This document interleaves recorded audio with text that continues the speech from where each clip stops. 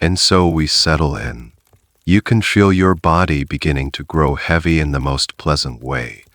In our time together tonight, there is nothing to examine, nothing to understand, only the gentle rhythm of a story. Tonight, we drift back to a time when a person's world was only as large as the distance they could walk in a day, and a good name was the most valuable and the most fragile thing you could ever own. We're going to explore the quiet, precarious life that came before the story of a merchant's wife. Before we drift too far, if you feel a connection to this place, you're welcome to leave a quiet like or subscribe. Think of it not as a task, but as leaving a soft footprint in the sand before you continue your journey inward. And as you settle further, if you feel so inclined, you might share your city and the time of night in the comments below. It's a quiet way of knowing we are all here, in this shared stillness together. All right, let the shadows in your room grow long and soft. Maybe you can hear the faint sound of your own breathing, and together, let's allow the story to begin. Your world is woven from three things: the scent of wool, the tolling of the church bell, and the weight of your husband's keys. You are the wife of a cloth merchant, and your life is a study in respectable routine. You live above the shop, a privileged position that separates you from the mud and muck of the street by a steep set of wooden stairs. In the morning, you wake not to a rooster, but to the rhythmic thump-clack of the loom your husband, Eamon, operates in the workshop at the back of the ground floor. It's a sound of security, a sound of industry, a sound that means there will be bread on the table and a few coins left over to keep the priest happy. Your days unfold with a reassuring sameness. You manage the household, which is really just the small apartment above the shop. But it feels like a kingdom. You direct the single, young serving girl, making sure the floors are swept with damp brushes to keep the dust down, that the stew for the midday meal is simmering over the hearth, and that the accounts are your domain. Eamon can tell the quality of a bolt of wool by touch alone, but numbers make his head swim.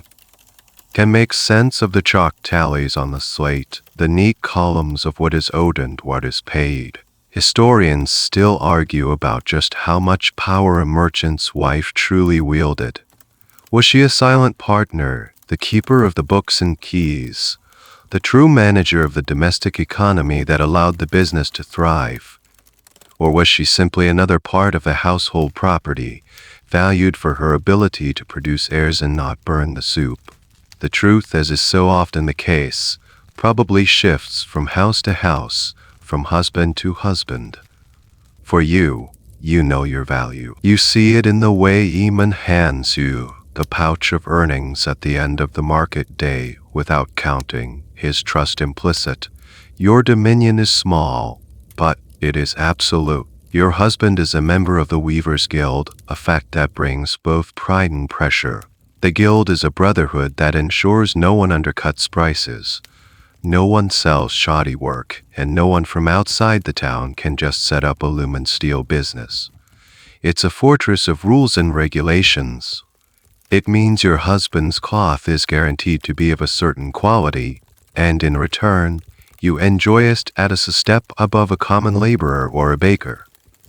But it also means you are always being watched by the guild masters for quality, watched by your competitors for any sign of weakness, and watched by the whole town because you are, in your own small way, the public figure. Sometimes you stand at the window of your upstairs room, the one that looks out onto the main square. You watch the world go by. You see the farmers bringing in their carts, the butcher shooing dogs from his door, the wife of the blacksmith arguing with a customer. And sometimes, if the Baron is in town, you see his lady pass by, dressed in colors you are forbidden to wear. It's a funny thing, these Sumptuary laws. a set of rules, dictated by the church and the nobility that state who can wear what, a deep, rich scarlet or a vibrant purple. Those are reserved for those of high birth and immense wealth. For you, it's the colors of the earth, browns, greens, and the undyed cream of the wool itself. To wear a color above your station is an act of pride, a sin. It's a quiet, constant reminder of your exact place in the order of things. Life is a careful performance. When you go to the market, you are polite but not familiar. You haggle for your vegetables with a practiced firmness that shows you are no fool. But you never raise your voice. When you attend Mass on Sunday, you sit in the pew reserved for the guild families, your head covered, your eyes downcast but aware. Every nod, every smile, every purchase is a small stitch in the tapestry of your reputation. And reputation, you know, is everything. It is the currency that allows your husband to get credit from the wool supplier. It's the invisible shield that protects you from the casual cruelty of the streets. It is a fragile, precious thing built over years of quiet, respectable living. You guard it as fiercely as you guard the household keys, because you know that in a town this small, where walls are thin and gossip travels faster than a runaway horse, it can all be undone in a single, careless moment. The change, when it comes, is not a crack of thunder. It is a subtle shift in the air, as quiet and unnerving as the moment a bird stops singing. It begins on a Tuesday, a day like any other.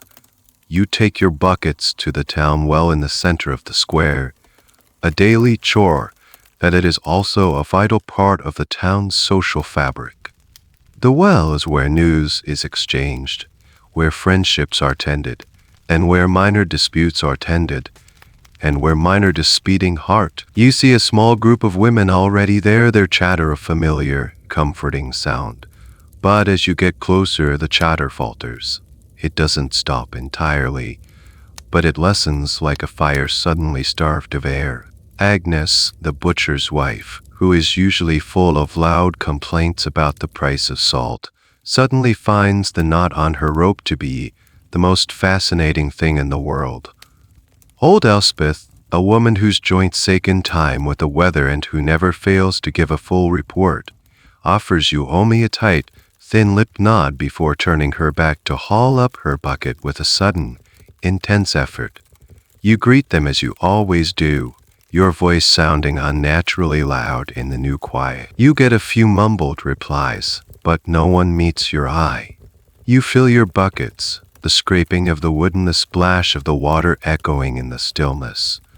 The walk back to your home is a short one, but the weight of the water feels heavier today. The weight of the silence feels heavier still. You try to dismiss it. Perhaps Agnes and Elspeth were arguing.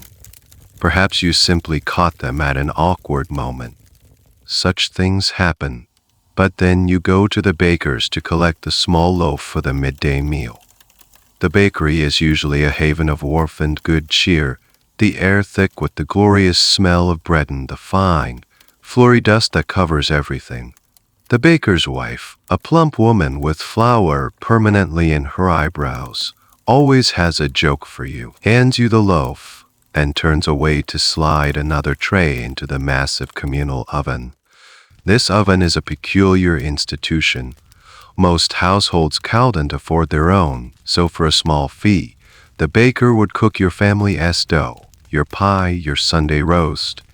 It made the bakery a public space, a second kitchen for the whole neighborhood. For that warmth to be gone, for the transaction to be so cold and brief, is jarring. Now you begin to feel it, a prickling on the back of your neck, the distinct sensation of being watched. As you cross the square, you don't look left or right, but you are aware of heads turning, of conversations that dip to a hush as you pass, only to resume with a new, excited energy once you are out of earshot. It is not an overt act of hostility. No one points. No one shouts. It is far more insidious than that.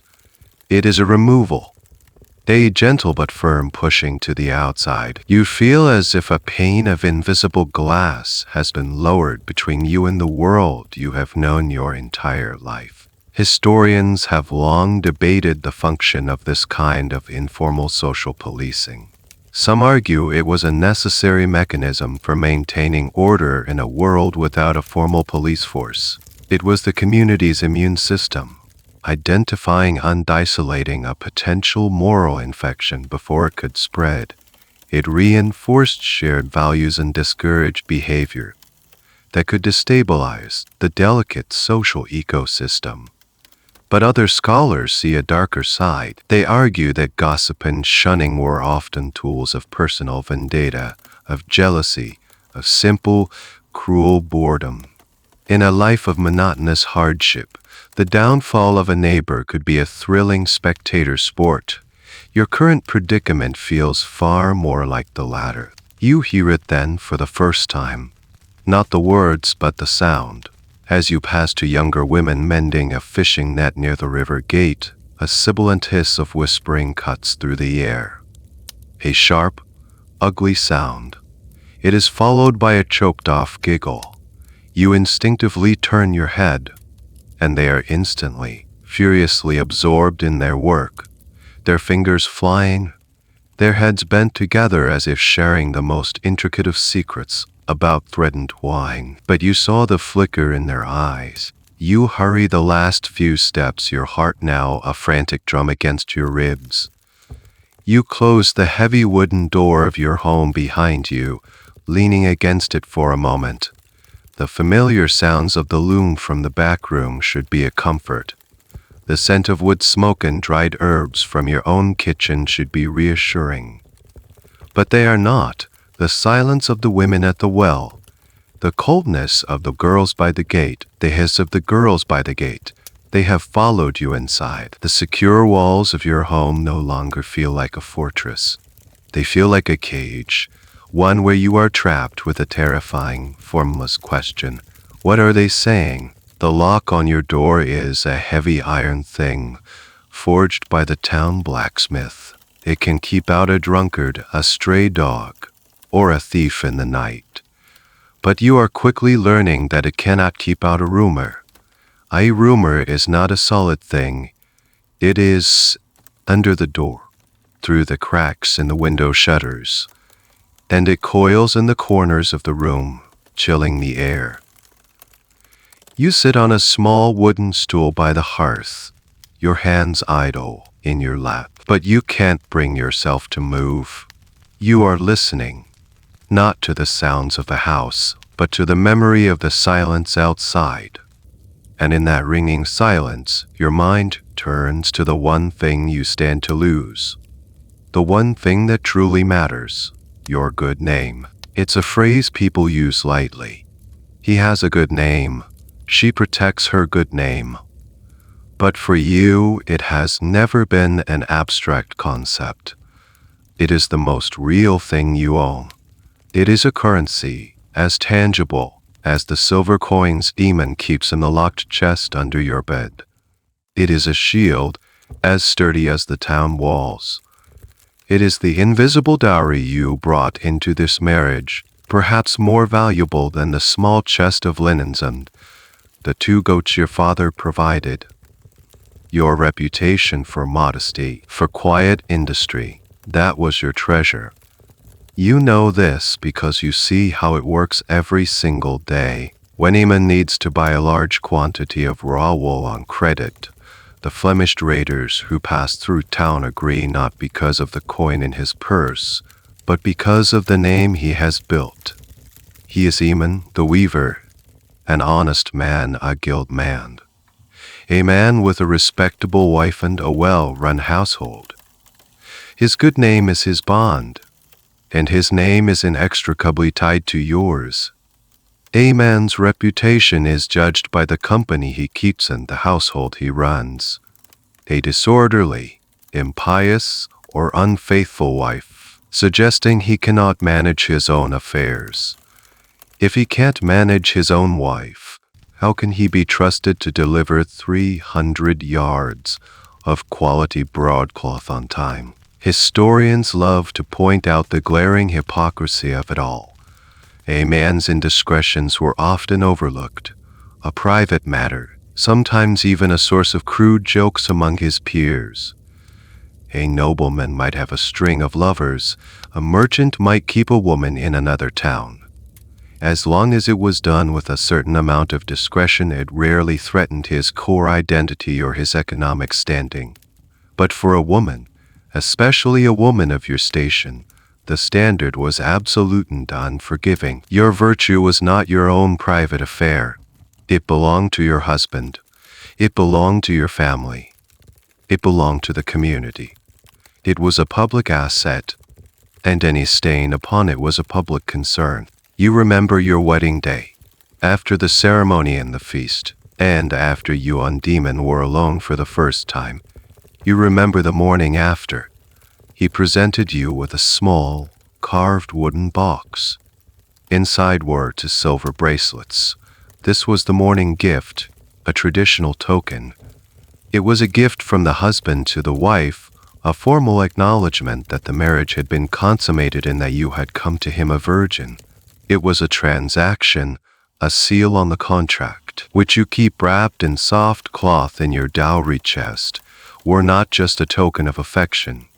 They were proof of your honor and a confirmation of your new legal standing as his wife, with all the protections that entailed. It's a strange, archaic little ritual that many are starting to forget, but your mother had insisted on its importance. Let there be a gift, she had said. Let it be seen. The woman's honor must have witnesses. What could they be saying? Your mind spins a frantic wheel searching for a rut. You replay the past weeks, the past months, dissecting every conversation, every glance. Did you smile too warmly at the young man who sells the river fish? He has kind eyes, and you once complimented the quality of his catch. Could that be it? Was it the visiting spice merchant from Italy who spoke to you with a flowery politeness you weren't used to, and you had laughed, perhaps too loudly? Or is it something older, a seed of jealousy planted by another woman long ago, now finally sprouting in this fertile ground of suspicion? The cruelty of it is that it doesn't matter if it's true.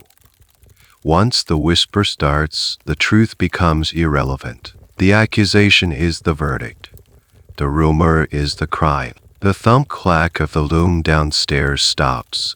A sudden, jarring halt in the rhythm of your day. You hear the scrape of your husband's stool on the floorboards of the workshop. You hear his heavy footsteps crossing the shop floor below. Then, the sound that makes your blood run cold, his foot on the first step of the stairs leading up to your apartment. One step, then another, a slow, deliberate tread. It is not the sound of a man coming up for his midday meal. It is the sound of a judge approaching the bench. And you know, with a certainty that steals the very breath from your lungs, that the rumor is no longer just a mist in the town square. It has found its way home. The door doesn't swing open. It seems to recede, pulled back by a hand that is both familiar and suddenly alien. Iman fills the doorway. He is not a large man, but at this moment he seems to block out all the light from the stairwell behind him. His face, usually softened by the fine wool dust that settles in his eyebrows and the lines around his eyes, is hard. A mask of granite. He closes the door behind him with a quiet click, a sound of finality that makes the small room feel like a sealed tomb. He doesn't speak, he just looks at you, and in his eyes, you see not just anger, but a deep, wounded confusion. He is holding a small, muddy piece of homespun wool in his hand. He walks to the table in the center of the room and places the piece of cloth down, as if it were a piece of evidence. Which, you realize it is. It's a scrap from a common tunic, the kind a laborer or a stable hand might wear. It's worthless. but he looks at it as if it were a poisoned dagger. "I was at the guild hall," he says, and his voice is low, scraped trough. Finalizing the order for the bishop's new robes, Master Thomas pulled me aside. He pauses, letting the weight of the guild master's name hang in the air. He was kind, which is always worse. He said there are stories. The word hangs there between you. Stories. A word that can mean anything. A children's fable. A heroic epic. Or this. A corrosive, venomous thing. He said a man, one of the stable hands from the inn, was boasting, in his cups, about a weaver's wife, about being given a token. They favor. He still won't look at you. His eyes are fixed on that miserable scrap of wool on the table. They found this in his pouch when they threw him out of the tavern for not paying. He said it was a pledge, a promise of more to come. The room is silent save for the crackle of the fire. You feel a strange sense of detachment, as if you are floating above the scene, watching two characters in a grim play. You want to shout, to scream that it's a lie, a drunken fantasy, a cruel joke. But your throat is tight, the words caught behind a wall of shock. You did not give a stable hand a token. You barely know the stable hands. You see them when you pass the inn, their faces smudged with dirt, their hands callous. They are part of the town's scenery, as unremarkable as the cobblestones. Your silence is a mistake. In the suffocating atmosphere of the room, silence is not innocence. It is confession. Iman finally lifts his head, and you see the flicker of hope in his eye, replaced by a dull, aching certainty.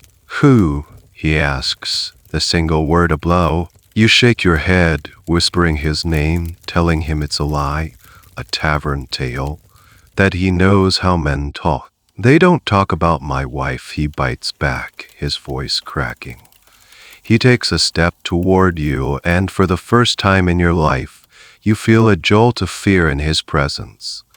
Not because you think he will strike you, but because the man you know is gone, replaced by this stranger consumed by shame and public humiliation. Do you know what this means? Master Thomas told me to get my house in order.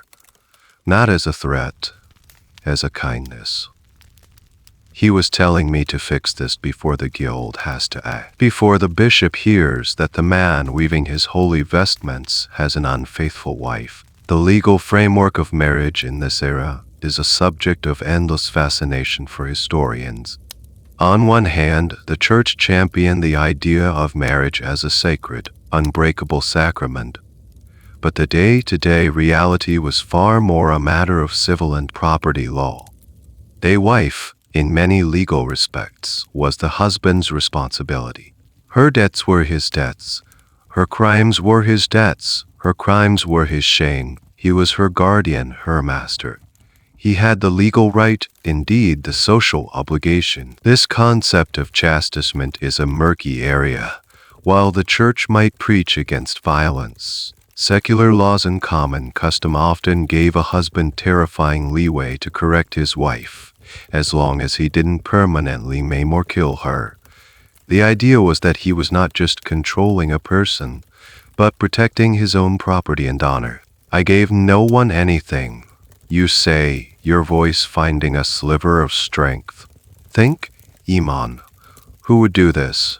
Who dislikes us enough to invent such a thing? "It doesn't matter who started it," he finally roars, and the sound is shocking in the small space. He sweeps his arm across the table, sending the piece of wool, a wooden bowl, and a pewter cup clattering to the floor. It matters that they are saying it. It matters that the guild master knows. I walked through the square on my way back. I saw them. I felt it. The way they look at me. It's like I'm covered in filth. He slumps onto the stool he just knocked over, burying his head in his hands. The anger drains out of him, replaced by a pathetic misery. And in that moment, you understand the true, devastating nature of the situation. This is no longer about you or your innocence. It is about him, his honor, his standing, his identity, which is built on the foundation of the guild and his good name. And that foundation is crumbling. The four walls of your home have become the first stage of a public trial. You are not just a husband and wife in a private room.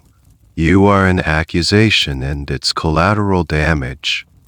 And you realize with a dawning horror that to save himself, he might have to destroy you. The next morning, the air is thick with a dreadful, unspoken purpose.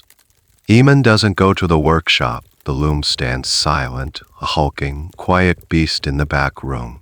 The comforting rhythm of your life has been broken. Instead, he puts on his best tunic, the one reserved for guild meetings and feast days. It's a dark, sober blue, the color of a stormy sea. He doesn't tell you where he is going, but you know. He is going to see the priest. In your town, Father Michael is not just a spiritual guide. He is a pillar of the community, an arbiter of disputes, and the ultimate moral authority. His word carries the weight of God, or at least the weight of the bishop, which amounts to much the same thing in your daily life. A favorable word from Father Michael can smooth over a business dispute.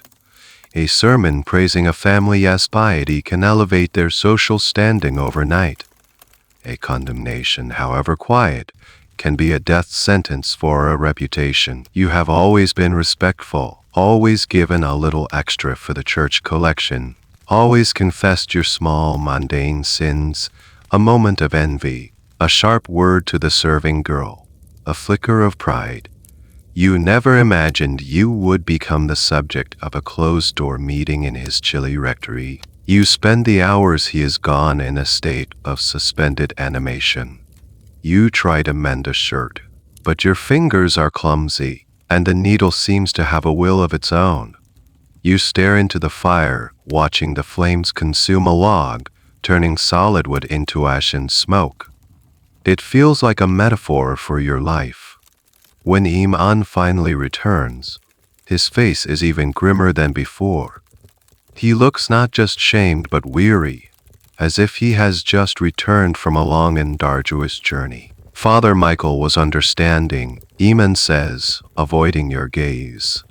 He sinks into a chair, the wood groaning under his weight. He said that the sanctity of the community must be protected, that such a rumor, true or not, is a wound on the body of the parish. There it is. The chilling phrase, true or not. It confirms your deepest fear. Your guilt or innocence is a secondary concern. The primary concern is the scandal itself. The disruption, the stain. Father Michael is not a detective seeking the truth. He is a physician trying to cauterize a wound to stop an infection from spreading. You are the wound. He says a public display of penance is required. Eamon continues, his voice flat, devoid of emotion. To show the town that our household respects the laws of God and man. To cleanse the stain. You ask what you are doing penance for, your voice a ragged whisper. You've done nothing. You have become a source of scandal, he replies, and it sounds like he is reciting words that are not his own. Father Michael says the sin is not just in the act, but in the occasion of gossip that leads others to sin. By being the subject of this story, you have made the town complicit in rumor and judgment. The penance is for that, to purify the community. The role of the local priest in medieval life is a topic that continues to fascinate and divide historians. Was he the shepherd of his flock? A man of learning and genuine faith who cared for the souls in his charge? Many certainly were. They were the glue that held villages together, providing sacraments, education, and comfort. However, there's also the well-documented reality of the priest as a power broke rent a functionary of a vast, bureaucratic institution. His career might depend on maintaining order, on ensuring tithes, and on troubled parish to his superiors. In that context, an individual's personal crisis could be seen less as a spiritual problem and more as an administrative one. The goal wasn't necessarily justice, but resolution, a quick, public, and decisive end to the problem. You ask him what this penance involves, though you are afraid of the answer. Iman finally looks at you, and you see a flicker of something, pity, regret. But it's quickly extinguished. He will speak with the town elders. They will decide. He says it is better this way, that if we offer a penance willingly, it will be seen as an act of humility, not a punishment. Easier, the word is a slap. Easier for whom? For him, for the priest, for the town. It is the path of least resistance. Instead of a difficult and messy investigation into a drunken lie, instead of confronting the accuser and defending your name, you will simply submit. You will accept the role of the sinner, and in doing so, you will absorb all the ugliness, all the suspicion, all the shame. You will become a vessel for the town's anxieties. They will feel clean again. You realize you are trapped in a terrifying logic. If you protest your innocence too loudly, you are proud and defiant, compounding your sin. If you accept the penance, you are admitting guilt. There is no path that leads to vindication. Iman sees the fight drain from your face, and he mistakes it for acceptance. It will be over quickly, he says, his voice softening slightly, a clumsy attempt at comfort. A day, and then we can begin to rebuild. People will forget, but you know he is wrong. People would not forget. A story like this is a treasure. It will be told and retold, embellished with every telling, until the lie becomes a legend. You will not be you anymore. You will be the weaver's wife who. Your name will be erased, replaced by your sin, whether real or imagined. The priest's grim counsel was not about saving your soul. It was about sacrificing your life as you know it, for the quiet of the town. The trial, if it can be called that, is not held in a formal courtroom with robed judges and leather-bound books of law. There are no lawyers to argue your case, no witnesses called to testify in your defense. Such things are for the highborn, for disputes over land and inheritance.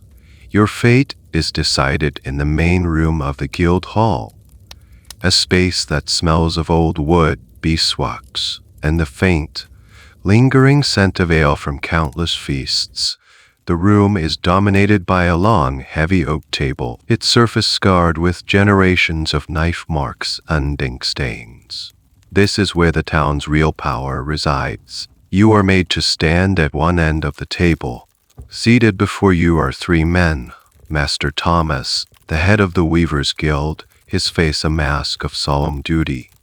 Beside him is a stern-faced man who owns the town's mill, a man made wealthy by the simple fact that everyone needs flour. And at the center, presiding over the affair with a quiet, unassailable authority, is Father Michael. Eamon stands near the door, his arms crossed, his posture rigid. He is a spectator at the dismantling of his own life. The proceedings are brief, almost indulgently so. Father Michael speaks first, his voice calm and sonorous. He doesn't speak of you directly. He speaks of the community as a flock in the room or as a wolf that has slipped into the fold. He talks of the need for moral clarity and the godly duty of the town to purify itself. He speaks of scandal as a sickness, and of penance as the bitter but necessary medicine. He never once uses the word adultery or infidelity.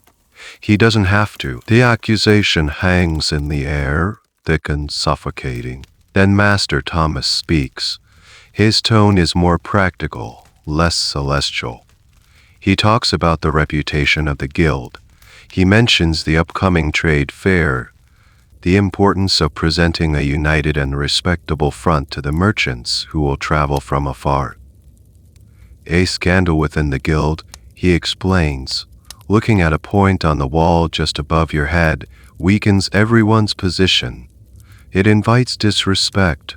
It's bad for business. The miller says nothing at all. He just watches you, his eyes small and hard, his jaw working slowly as if he were chewing on a piece of tough gristle.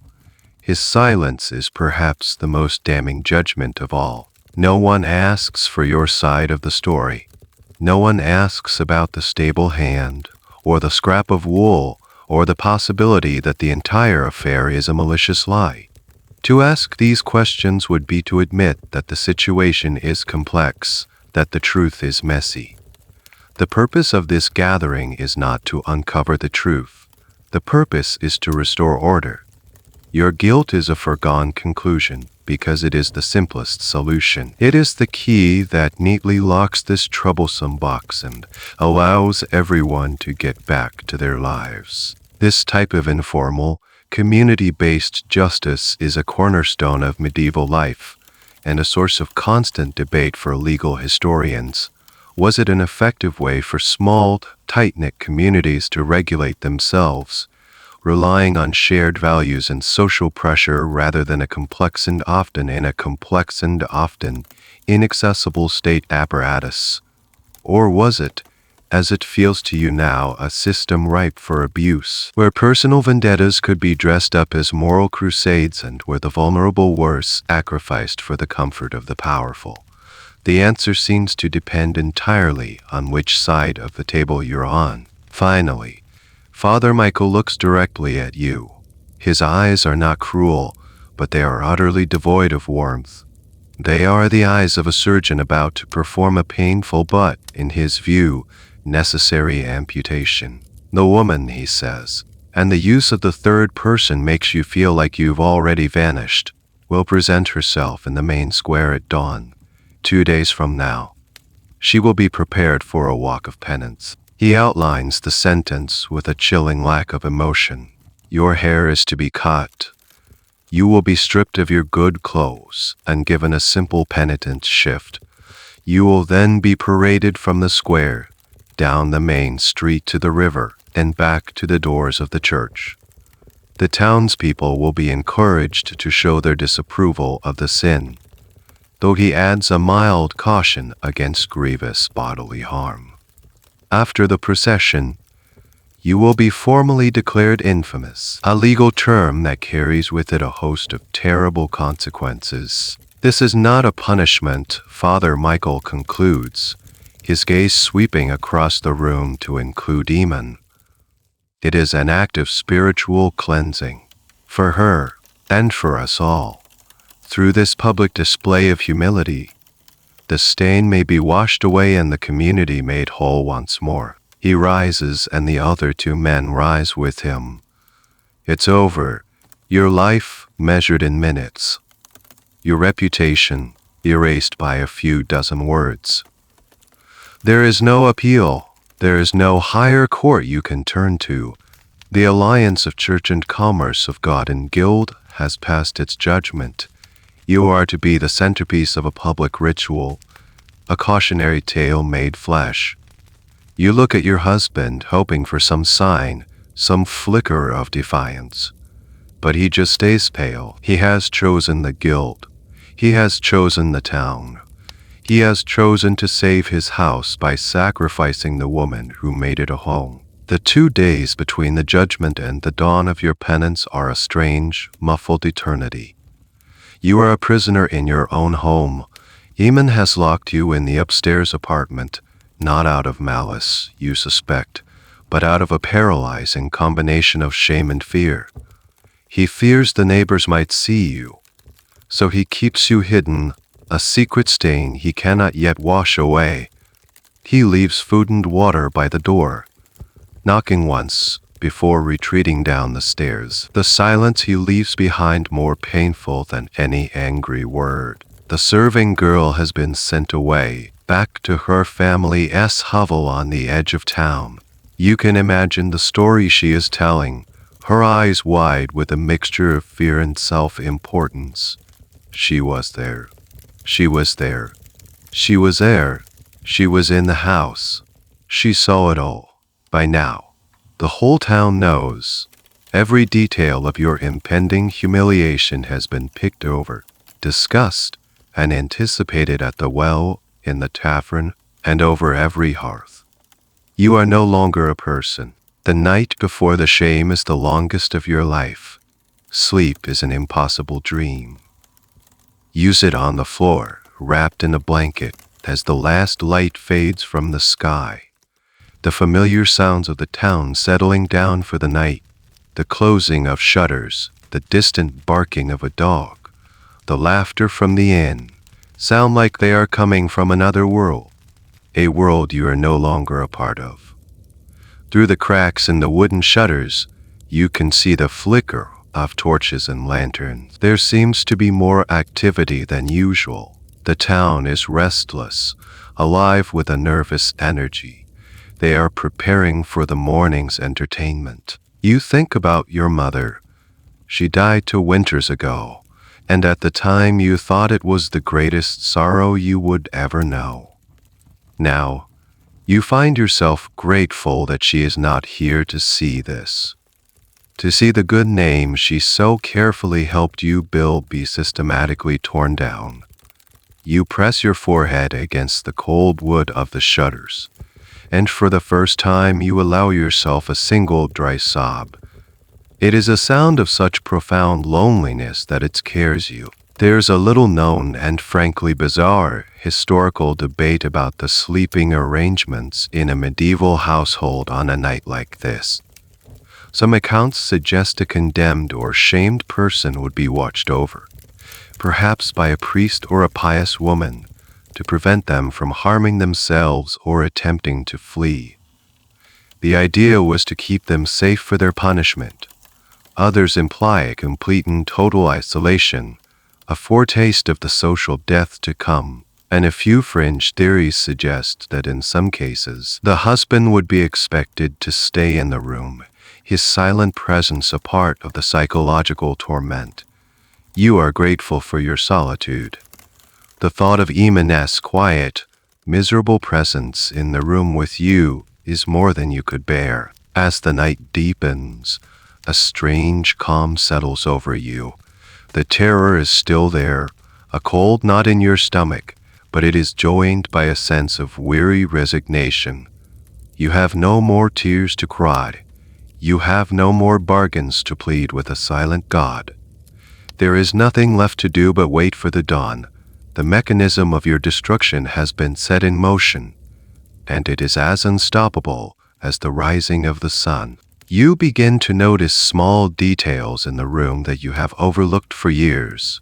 The way the moonlight creates a pattern of silver lines on the floorboards, the intricate carving of a bird on the corner of your dowry chest, a detail your father had painstakingly whittled, the faint scent of lavender from the dried bundles you keep tucked away in your linen closet. It is as if your senses are heightening, trying to absorb and memorize this world you are about to lose. This is the last night you will be you. Tomorrow you will become something else, a spectacle, a lesson. You hear the first stirring of life from the street below.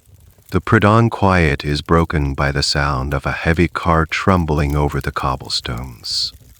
Then voices, low and conspiratorial. The town is waking out the best spots from which to view the show. You feel a wave of nausea. These are the same people you have known your whole life.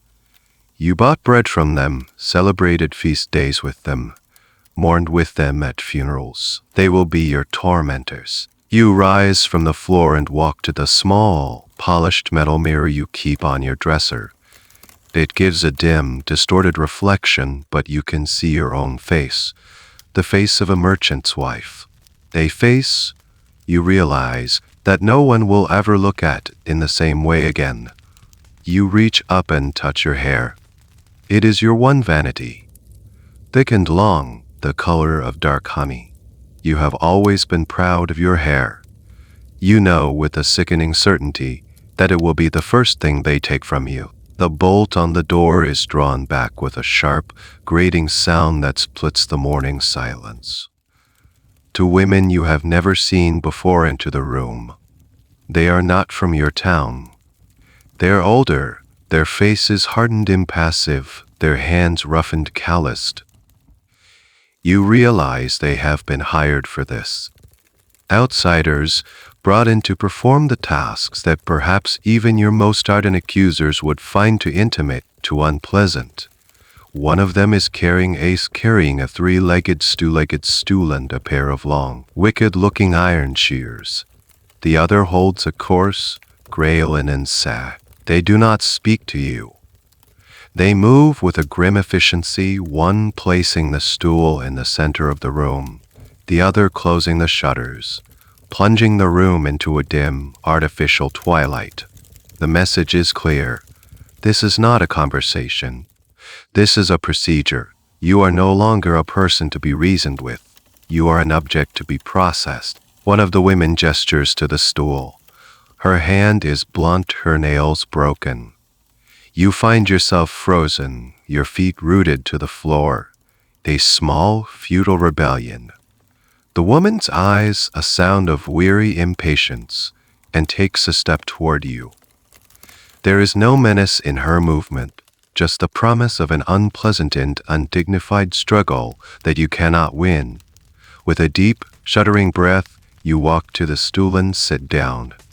The wood is cold and hard beneath you. The second woman comes to stand behind you.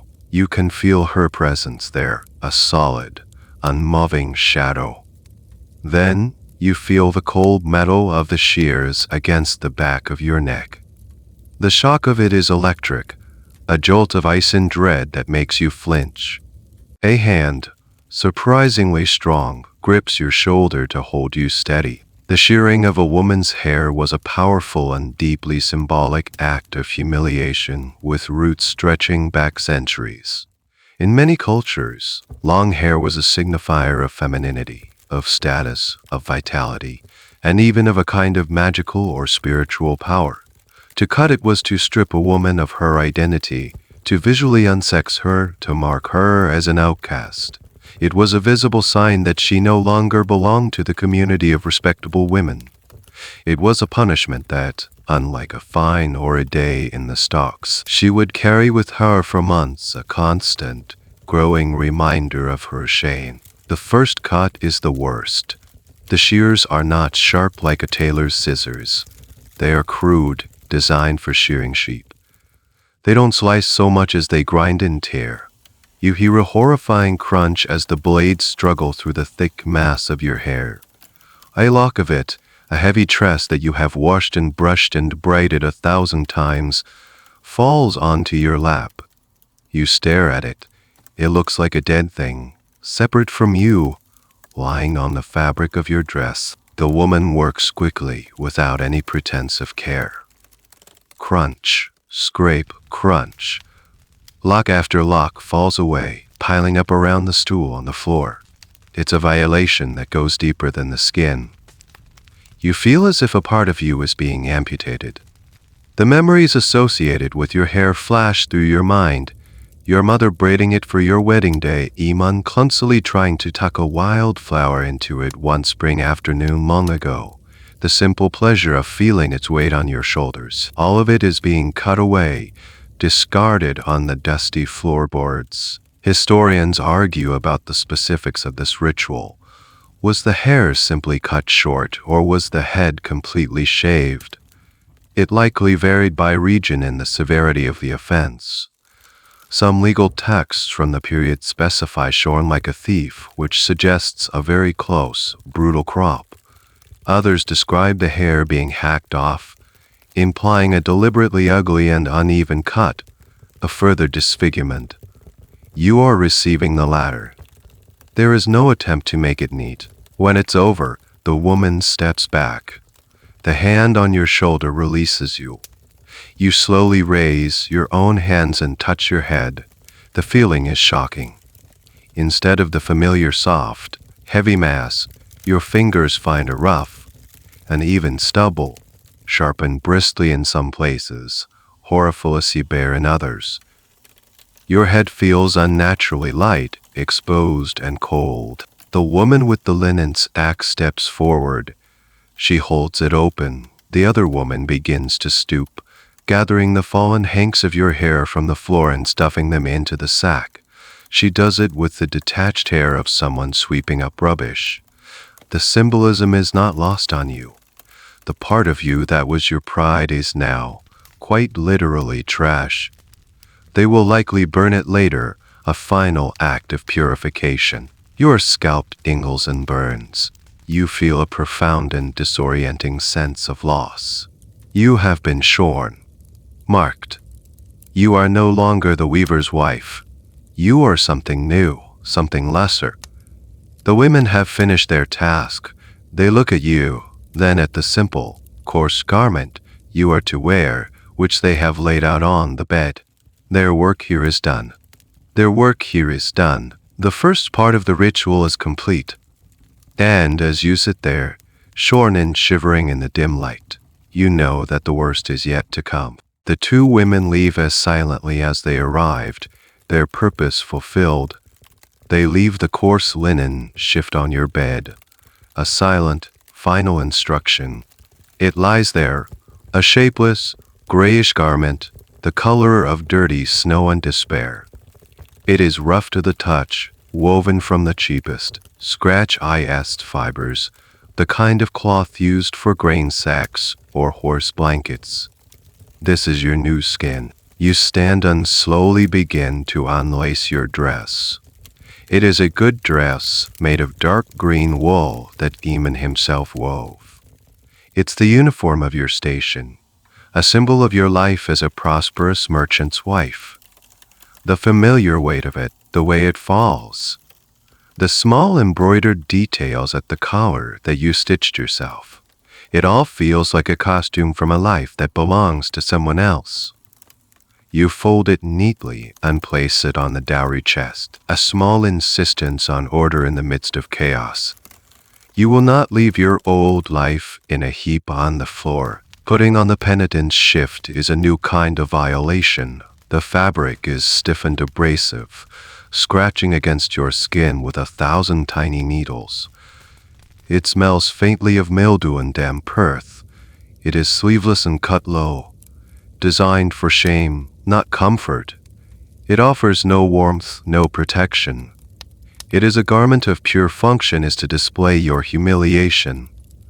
It hangs on you like a sack, erasing your form, erasing your identity. You are anonymous. You are simply the sinner. The practice of wearing specific garments for penance is an ancient one.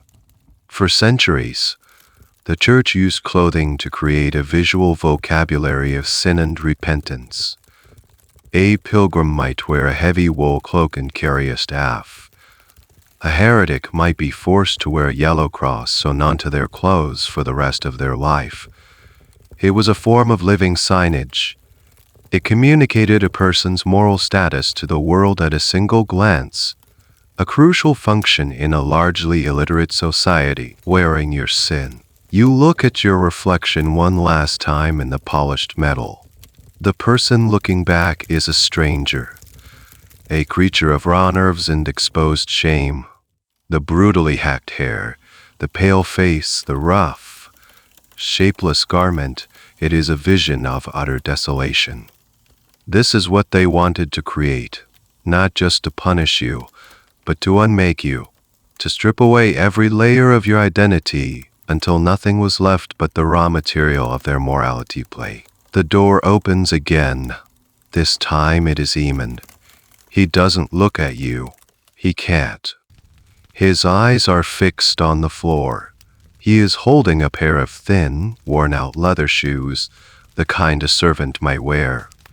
They are your shoes for the walk. It is time, he says, his voice a hoarse whisper. He turns and walks toward the stairs, and you follow. You are barefoot, and the floorboards are cold. You can feel every splinter, every nail head. It's as if the loss of your hair has heightened every other sense. You walk past the loom, silent and draped in shadow. You walk through the shop, past the neatly stacked bolts of cloth that represent your shared life, your shared prosperity. They seem like relics from a forgotten tomb. Iman unbolts the front door, the heavy bar lifting with a groan. For a moment, he hesitates. His hand is on the latch. This is the final threshold. Once he opens this door, there is no turning back. You will be delivered to the town, then he will have formally severed his connection to the woman he married, offering her up as a sacrifice to save his own name. You see his knuckles are white. You wonder, in a detached way, what he is thinking. Is he thinking of your wedding day, of the first child you lost to a winter fever? Or is he just thinking about the cold, appraising eyes of Master Thomas and the looming deadline for the bishop's robes? The question of the husband's role in these rituals is a deeply uncomfortable one for historians. Some legal codes imply he was the one who led his shamed wife through the streets, holding the rope, a public demonstration of him reasserting his authority. It was a way of saying, this property is mine, and I am correcting it. Other accounts suggest he would stay hidden, his absence a form of public disownment. Iman seems to have chosen a third path, delivering you to the door and then vanishing, an act of cowardice dressed up as discretion. He pulls the latch. The door swings inward, and the sounds and smells of the street rush in. It's a full-on assault on the senses. The air is thick with the smell of wood smoke, mud, and unwashed bodies. And the sound is a low, humming murmur, the sound of a crowd waiting. It is not an angry roar, not yet. It is a sound of breathless, hungry anticipation. Iman steps aside, holding the door open. He still won't look at you. This is it.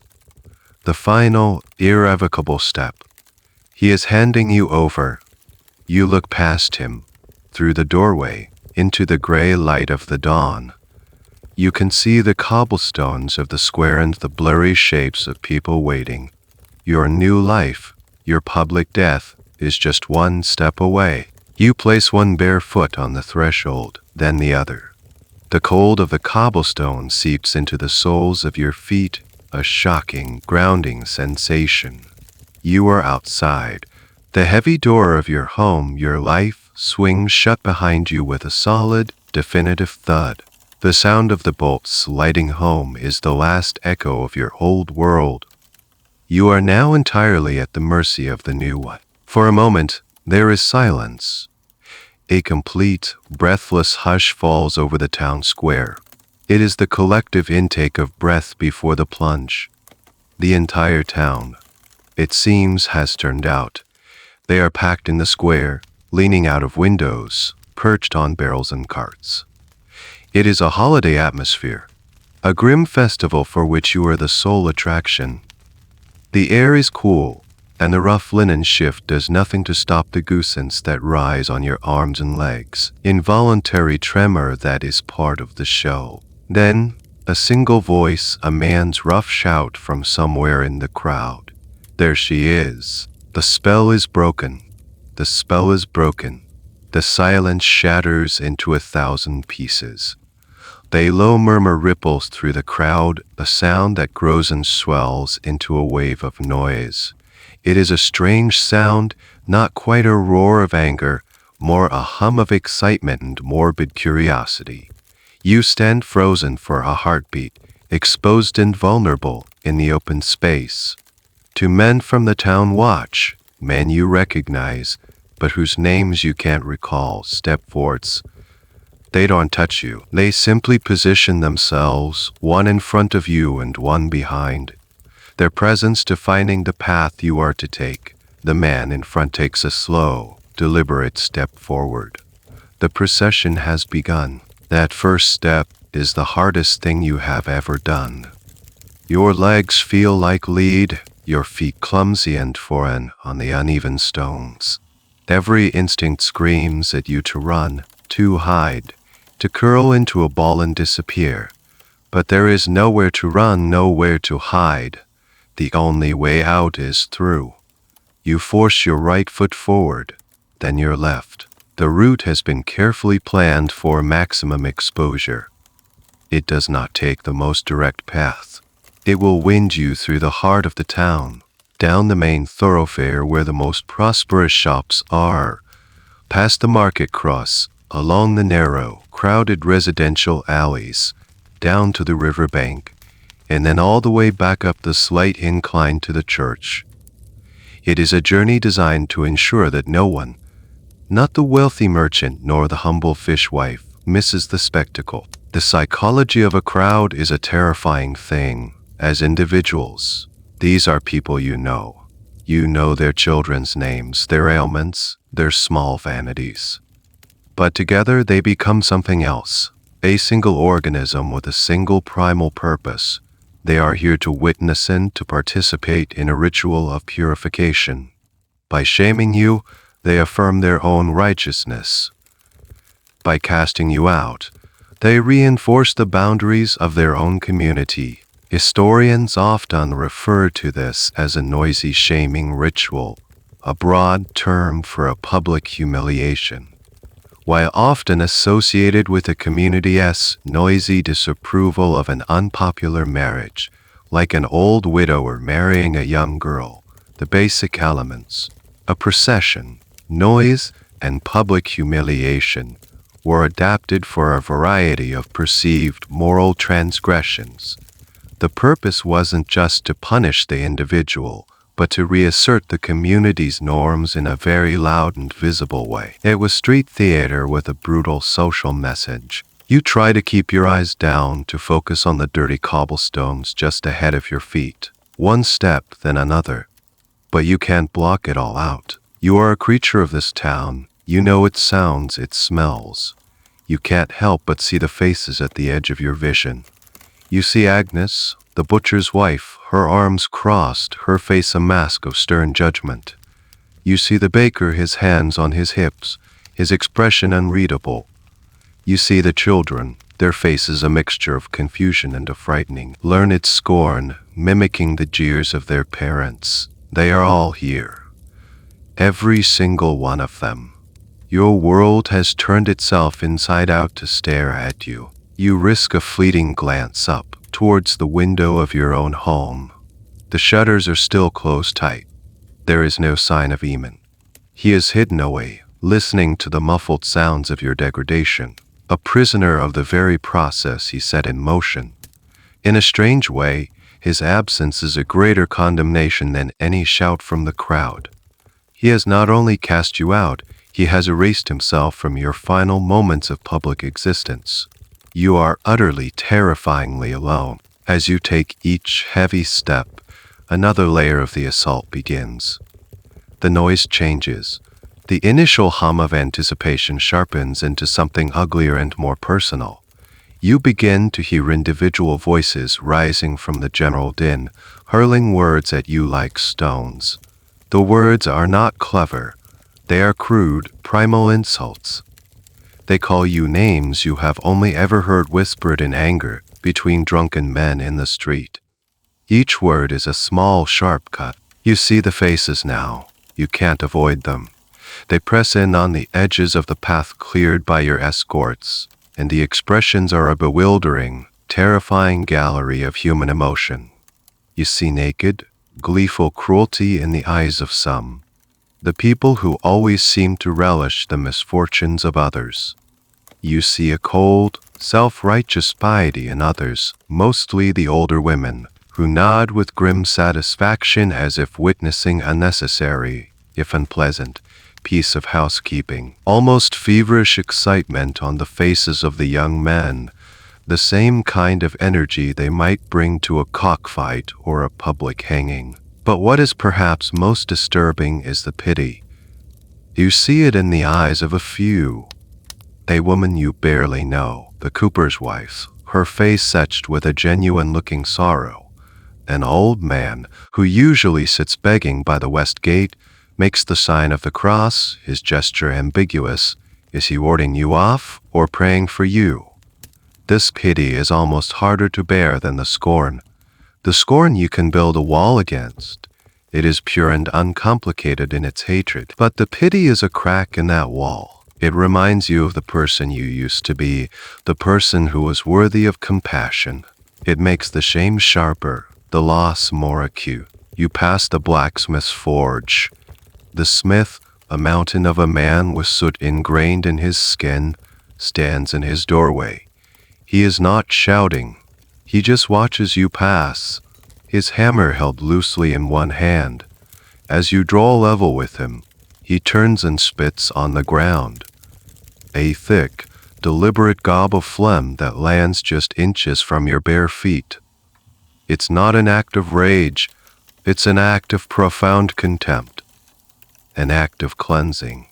He is symbolically purging his space of your contaminating presence. Then you see her, the woman who started it all, or at least the one you suspect did. A distant cousin of Imaness, a woman who always seemed to carry a cloud of petty grievances with her. You remember a bitter argument over a small inheritance years ago. She stands near the front of the crowd, her arms crossed, a thin, triumphant smile on her lips. She doesn't shout. She doesn't have to. Her expression says everything. She is watching her victory parade. This was never about a stable hand's drunken boast. This was a private vendetta, skillfully weaponized and unleashed in the public square. You are just collateral damage in a war you didn't even know you were fighting. The existence of these deeply personal motives behind public shaming rituals is a key area of study for social historians. While the official justification was always about community morality, peel back a layer and you often find simmering resentments, neighborhood rivalries, and economic jealousies. Accusing a neighbor of a moral failing was a remarkably effective way to settle old scores. The public nature of the punishment laundered the private motive, transforming a purse in a act of revenge into a righteous act of community justice.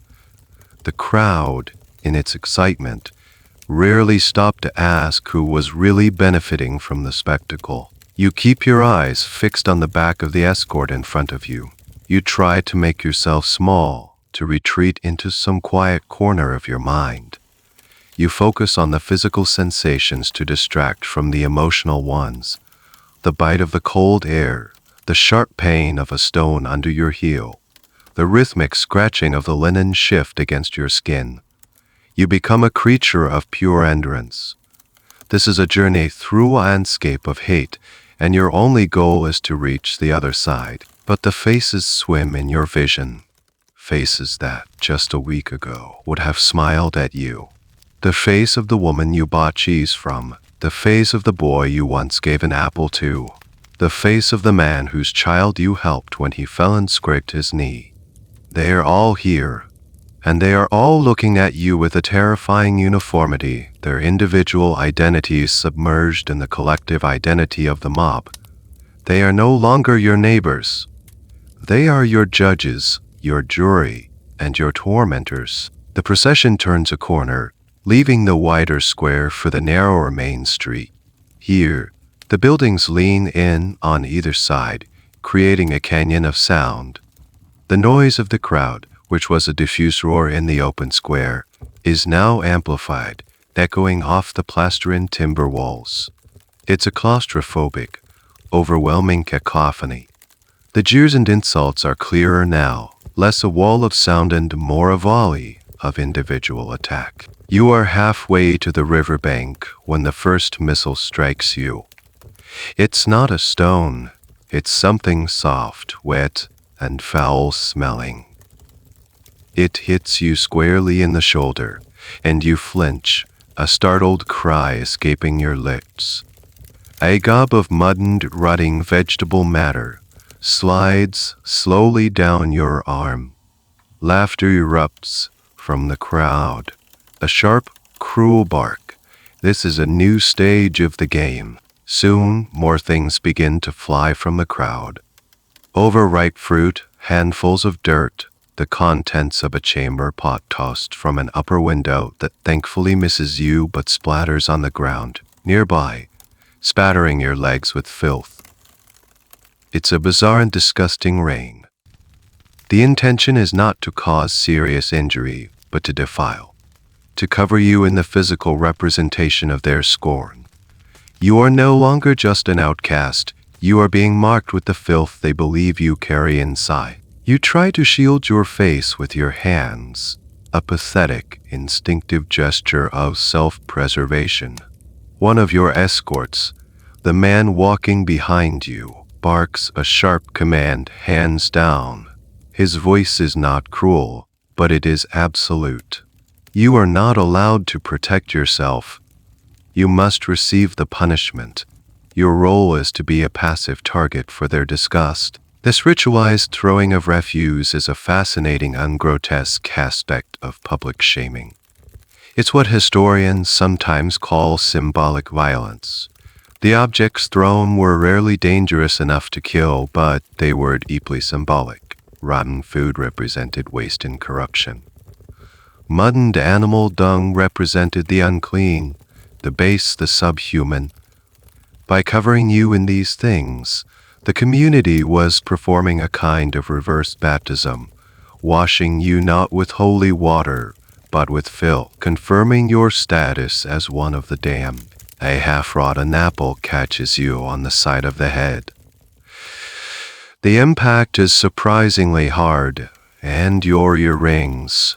You stumble, your vision swimming for a moment. The crowd cheers, a roar of approval at the direct hit.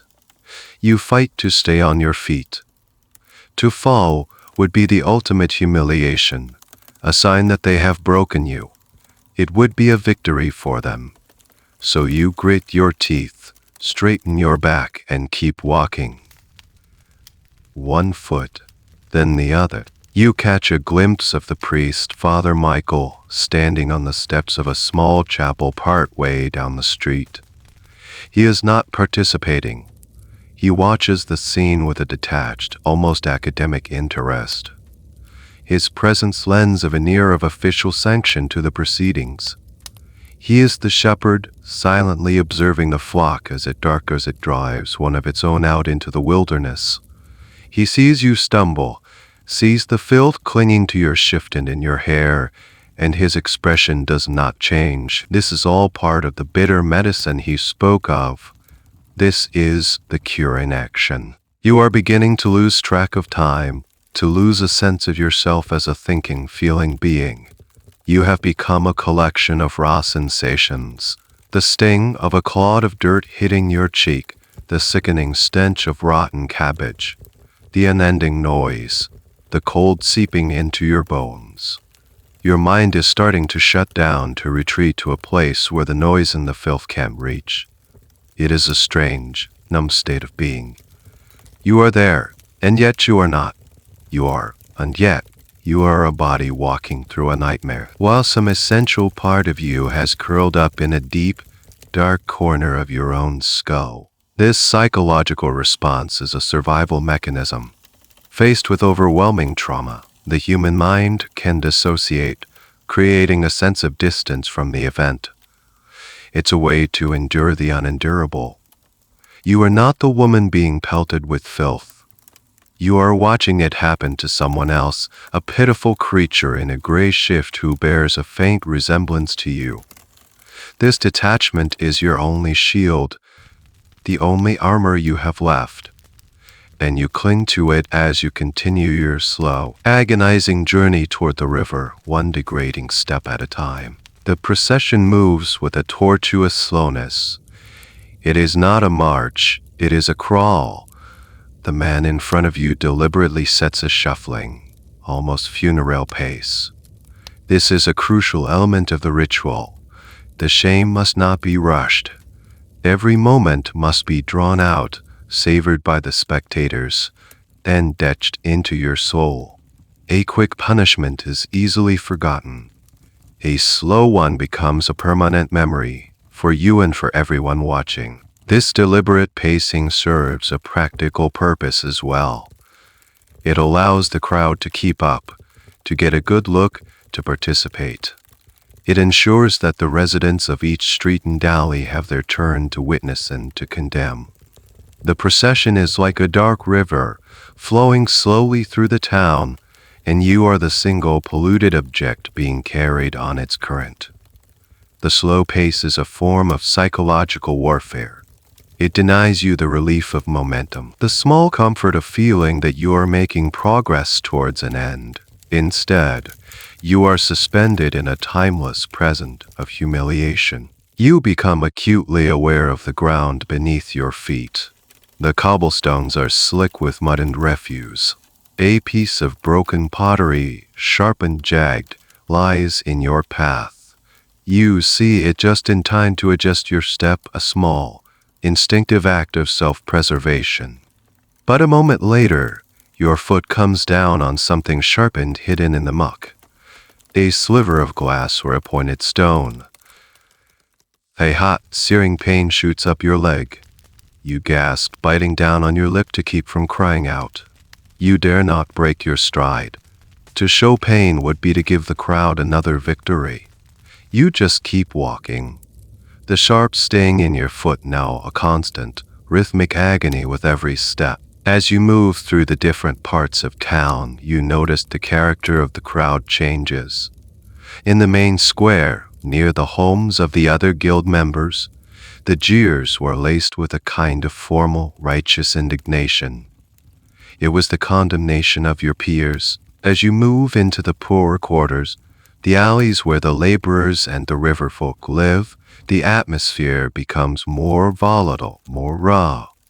The insults are louder, the thrown objects harder. Here, the resentment is not just about morality. It's tinged with class. You were the merchant's wife, a woman who lived in a fine house and wore good clothes. Your fall is a source of grim satisfaction, a brief, violent leveling of the social order. There's a subtle, unwritten script being followed. The escorts, for all their stern authority, are also managing the crowd. If someone gets too close, or seems ready to move from throwing refuse to throwing fists, a sharp word or a firm hand from one of the men is enough to push them back. This is a sanctioned ritual, not a riot. There are lines that are not to be crossed. Historians are fascinated by this concept, the ordered disorder of a medieval mob. It looks like chaos, but it often operated within a strict, unspoken set of rules. The community intuitively understood the difference between a ritual shaming and a full-blown lynching. The goal was social ruin, not murder. The violence was meant to be symbolic, not lethal. It was a carefully calibrated performance of rage, controllable anarchy. You are a pawn in a game with very specific, if unwritten, rules. You are to be tormented but not destroyed, at least not physically. The slowness forces you to see everything. You can't blur the world into a rushing landscape.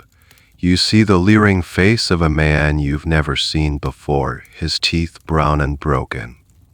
You see the vicious excitement in a young boy's eyes as he throws a handful of mud that splatters across your chest. You see a dog caught up in the frenzy, barking and snarling at the edge of the crowd. And you see the river. Through a gap in the buildings, you catch your first glimpse of it. A flash of gray water under a gray sky. The river is the turning point of your journey. It marks the farthest edge of your ordeal. Reaching it feels like an almost unattainable goal. The slow pace makes the distance seem immense, each step a monumental effort of will. Your bleeding foot throbs with every heartbeat. The filth on your skin is beginning to dry, creating a stiff, foul-smelling crust. The only thing that keeps you moving forward is the sight of that river, a promise that this particular stretch of hell has a boundary. But the walk back, is still to come. The crowd parts as you approach the riverbank, creating a small, open space at the water's edge. The air here smells different.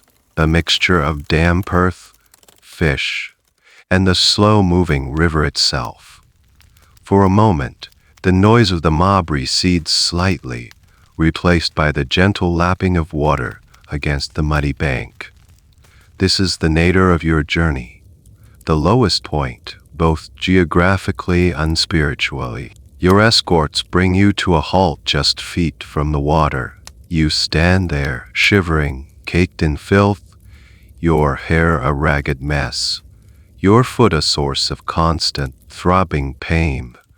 The river is not clear and beautiful. It is a slow brown, turgid thing, carrying the town's refuse downstream. It is the town's sewer and its lifeline all at once.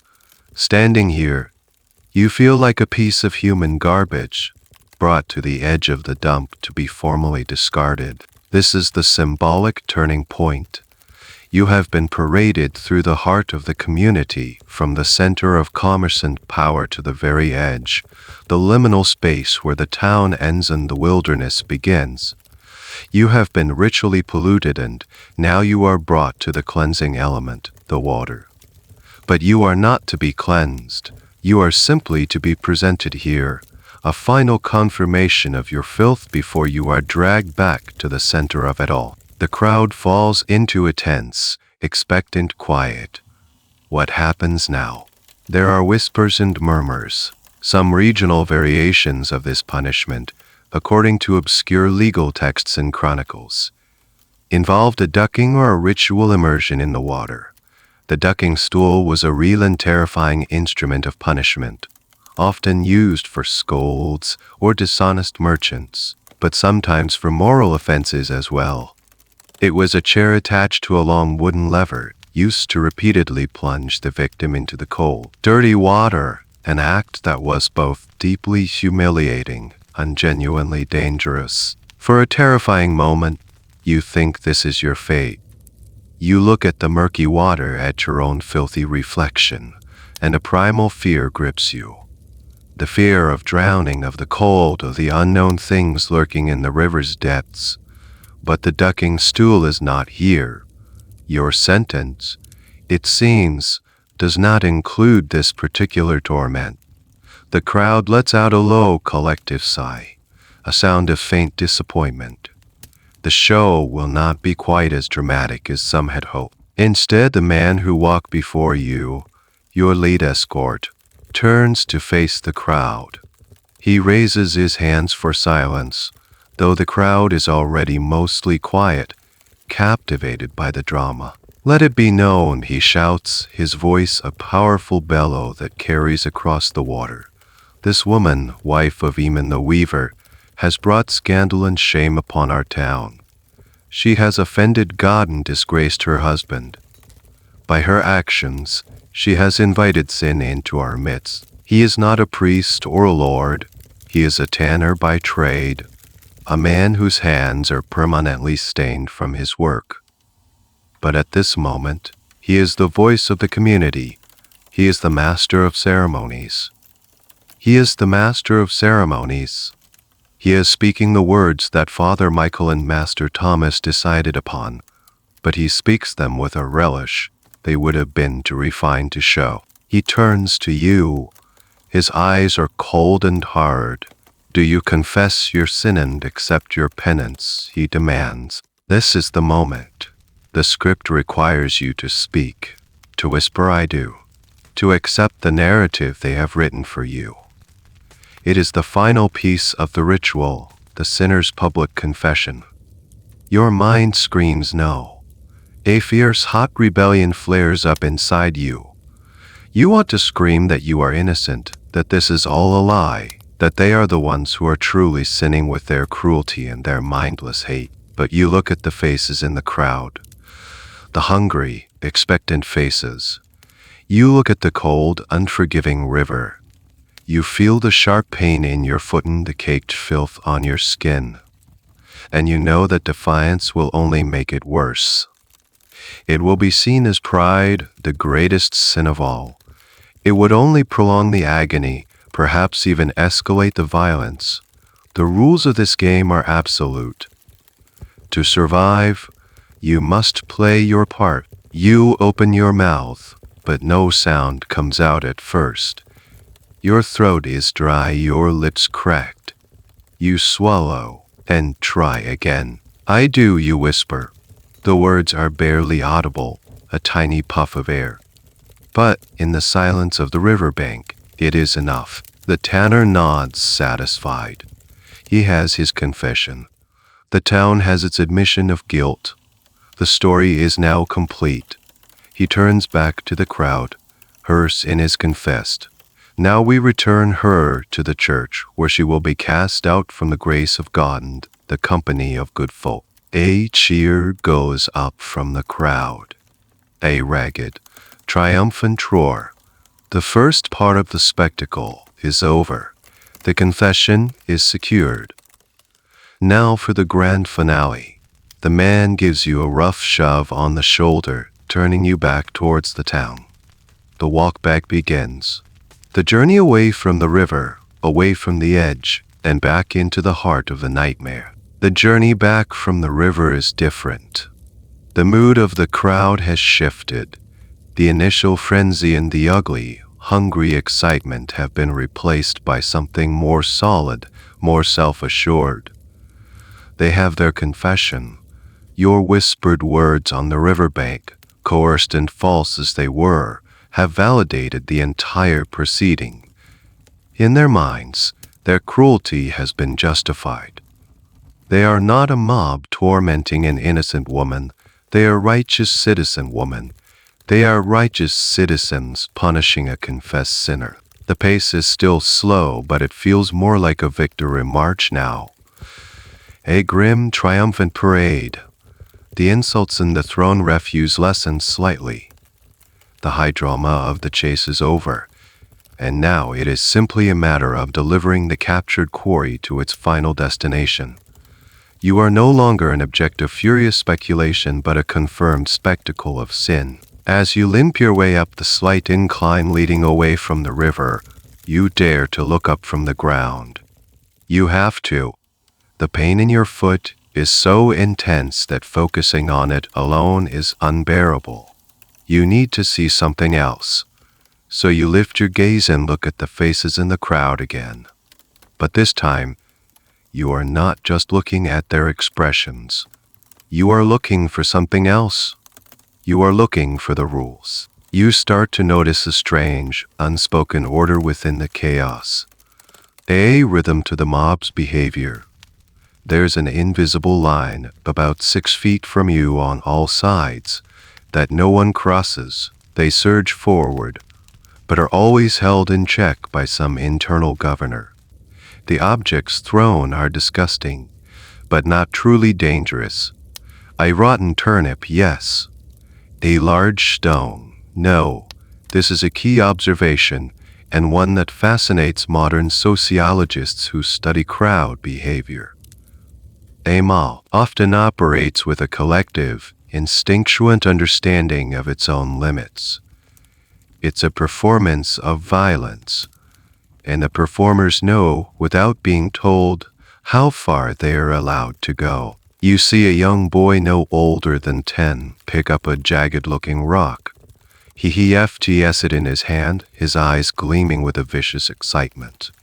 For a heart-stopping moment, you think he is going to throw it. But then his father, a man you recognize from the market, reaches out and puts a hand on the boy's shoulder. He says something, his voice too low for you to hear. The boy's face falls. He drops the rock. The father then scoops up a handful of mud and gives it to his son. It splatters harmlessly on your back. The rule has been enforced. Humiliate, yes. Maim, no. The father is not teaching his son compassion. He is teaching him the rules of the game. The procession now feels less like a river and more like a cage. You are trapped within the invisible bars of the mob's collective will. They will keep you alive. They will deliver you to the church steps as required by the ritual. Your survival, at this moment, is guaranteed. But your humanity is not. You pass the inn. A group of men, their faces flushed with morning ale, spill out into the street to watch you pass. One of them is the stable hand, the one whose drunken boast started it all. He is not jeering.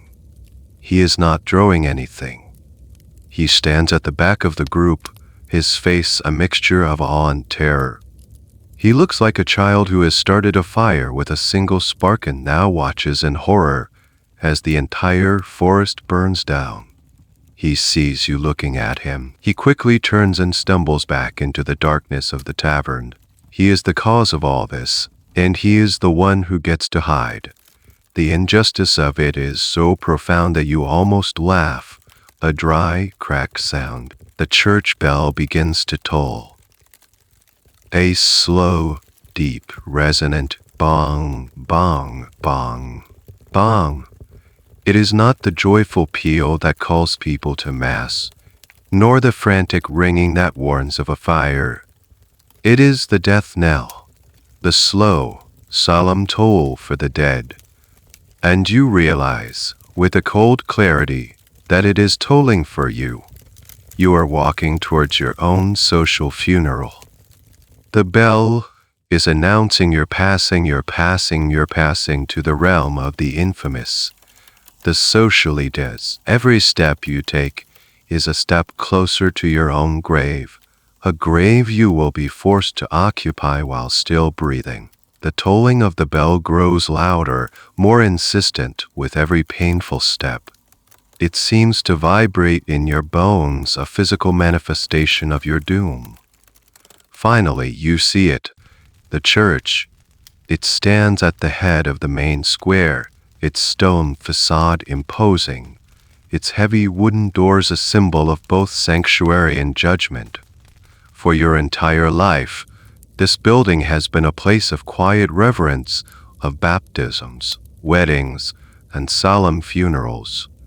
It has been the anchor of your world. It is the stage for your final humiliation. The crowd instinctively parts, forming a wide, open-ended semicircle around the church steps. They leave a clear path for you, the final walk of the condemned. Your escorts led you up the 3 stone steps to the landing before the great doors. The doors are closed. This is as far as you are allowed to go. You are brought to the threshold of God's house, only to be denied entry. The symbolism is brutal and clear. You are an unclean thing, unfit to enter a sacred space. You are turned to face the crowd. You stand on the raised steps, elevated above them, a final, ironic twist. You are the center of attention, the star of the show, on a stage built for your own destruction. The town has reassembled in the square before you. A sea of faces looking up, their expressions now somber and expectant. The shouting has stopped. The throwing has stopped. The slow, solemn tolling of the church bell is the only sound. Father Michael emerges from a small side door of the rectory. He is wearing his formal vestments, the cream-colored robes embroidered with gold thread that he wears for important feast days. He walks slowly with great dignity and ascends the steps to stand beside you. He does not look at you. His voice, trained for oratory, rings out across the square, easily carrying over the sound of the bell. Behold the face of sin, he proclaims, his arm gesturing towards you. Though he does not touch you. Behold the wages of scandal. This woman, by her weakness and her vanity, has brought a stain upon this community. She has forsaken her sacred vows and opened the door to wickedness. He speaks of the need for the town to be a godly city on a hill, a beacon of piety. He says that to tolerate sin is to invite the wrath of God upon everyone. Your private, alleged transgression has been magnified into a threat to the entire town's salvation. You are no longer just a disgraced wife. You are a public health crisis, a spiritual plague vector. This idea that the sin of an individual could bring collective punishment upon the community, a failed harvest, a plague, a fire, was a powerful and deeply ingrained belief. It gave every member of the community a vested interest in policing the morality of their neighbors. Your shame was their insurance policy against divine retribution. Father Michael then raises a small, leather-bound book. By the authority vested in me by God and His holy church, he intones, his voice dropping into a formal, liturgical cadence, I declare this woman, whose name was once spoken with respect in this town, to be infamous. The word hangs in the air. Infamous. It is a legal term, not just a moral one. It means you are without legal standing. You cannot give testimony in a court. You cannot make a contract. You cannot inherit property. In some interpretations of canon law, it meant you were barred from receiving the sacraments, even on your deathbed. You have been officially stripped of the rights and protections of a citizen and a Christian. You have been rendered a non-person. He closes the book with a snap. The sound echoes in the hushed square. The church bell falls silent. The ritual is complete. The sentence has been formally pronounced. He turns and, without a single glance in your direction, Ray enters the small side door, his sacred duty done. Your escorts, their job also finished, simply melt back into the crowd. The performance is over, and you are left standing alone on the church steps, the focal point of 1,000 pairs of eyes. For a long moment, nothing happens. You are left alone on the stone steps, a statue of shame. The crowd, which had been so loud and so violent, is now utterly silent. They have witnessed the climax of the drama, the declaration, the casting out. The ritual is complete, and now an awkward, uncertain stillness descends upon the square. The show is over, and the audience doesn't quite know what to do next. The energy that had united them, the shared purpose of the procession, has dissipated. They are no longer a single entity, a mob. They are individuals again, a butcher, a baker, a weaver's wife. And they are looking at you, this ruined thing on the church steps, and perhaps for the first time, they are seeing not just a symbol, but a person, a neighbor. The spectacle was thrilling, but the aftermath is just sad. Slowly, in small groups of 2 and 3, the people begin to drift away. Their morbid curiosity satisfied, they now have to return to their own lives. There is bread to be baked, nets to be mended, and work to be done. They avoid looking at you as they leave, their gaze sliding past you as if you are a ghost. They mutter to one another, their voices low, their brief, shared frenzy now, a source of some small, unspoken embarrassment. They came for a spectacle, and they got one. In the quiet morning light, the reality of what they have done begins to settle in. You watch them go. You watch the square, which had been a seething mass of humanity, slowly empty out until only a few strayed dogs and the lingering stench of refuse remain. The sun is higher in the sky now, casting long shadows across the cobblestones. The world is moving on. The town is returning to its normal rhythm. But you are frozen in time, left behind in the wreckage. You are shivering violently now, a deep, bone-rattling chill that is only partly from the cold.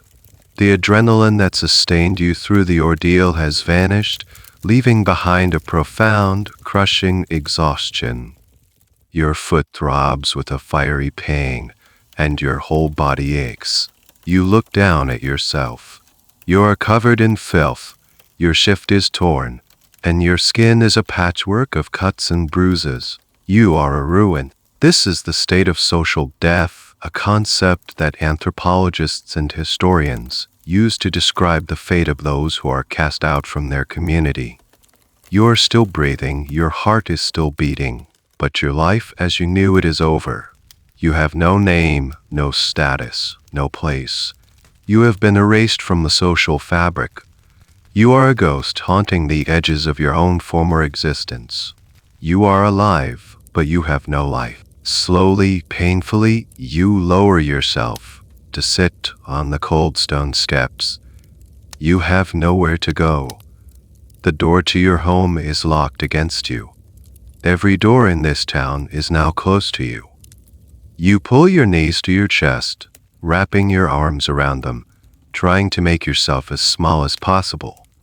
You stare out at the empty square, a landscape that was once your entire world and is now a foreign, hostile territory. The silence is absolute. It is more profound and more terrifying than the noise of the mob. It is the silence of total isolation.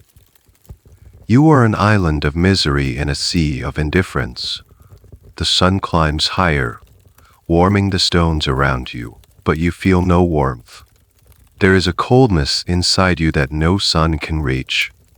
You close your eyes, and the faces of the crowd swim in your vision.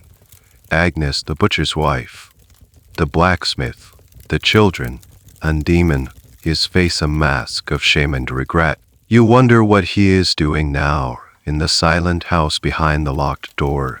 Is he relieved? Is he grieving? Is he simply cleaning up, preparing to start his life over without you? The questions are meaningless. He is in another world, a world you can no longer access. You sit there for what feels like an eternity, a solitary monument to the town's brief, violent spasm of morality. The day wears on around you.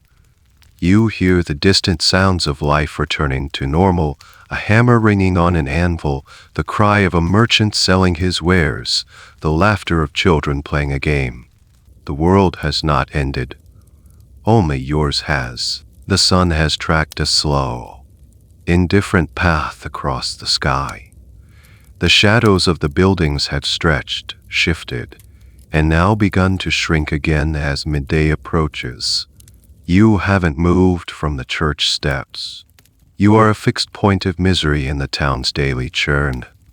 A few people have crossed the square, their paths deliberately arcing wide to avoid you, their eyes fixed firmly ahead. To even look at you now is to risk some kind of contamination. Your thirst is a fire in your throat. Your foot is a ball of swollen agony. A dull, throbbing headache has settled in behind your eyes. But worse than the physical pain is the vast, echoing emptiness of your situation. You are nothing. You are nowhere. And as the hours wear on, a deep, dark despair begins to settle over you, a weight heavier than any stone the crowd could have thrown. This, you realize, is the true punishment, not the walk, not the filth. This is how they break you completely. And then you see him. He is a boy no more than 12 or 13, the apprentice to the town's candlemaker. You recognize him. He is a skinny, awkward child with a perpetually startled expression, as if the world is a constant surprise to him. He is hurrying across the square, a basket of new candles clutched in his arms. He is not looking at you. He is trying very hard not to look at you, his head angled away, his pace quickened. He draws level with the steps where you are sitting, and then something happens. His foot catches on a loose cobblestone. He stumbles, lets out a small yelp, and the basket flies from his hands. White tallow candles, the product of a day's careful work, scatter across the dirty ground. The boy stares at the mess, his face a mask of pure panic. You can see the calculation in his eyes. He knows his master, a famously short-tempered man, will be furious. This is a disaster for him. He drops to his knees and begins frantically gathering the candles, his hands clumsy with haste. Some are dirty, a few are broken. You watch him, your own misery momentarily forgotten, and then without thinking you do something. You push yourself off the steps, ignoring the searing pain in your foot, and limp down to the cobblestones. You kneel, wincing, and begin to help him. Your hands are caked with filth.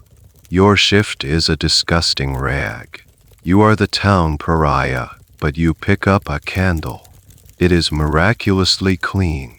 You wipe a smudge of dirt from another with your thumb. You place them, one by one, into his basket. The boy freezes. He stares at you, his mouth slightly agape. He looks from your face to your ragged hair to your dirty hands, and then to the candles you are placing in his basket. He is terrified. He has been told, as everyone has, to avoid you. You are a contagion. But he is also a child who has just spilled the candles and is facing his master's wrath. And you are helping him. This tiny, unexpected moment of human connection is a source of intense debate for historians of everyday life.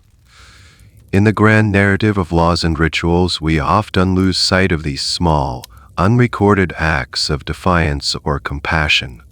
Did people always obey the social script?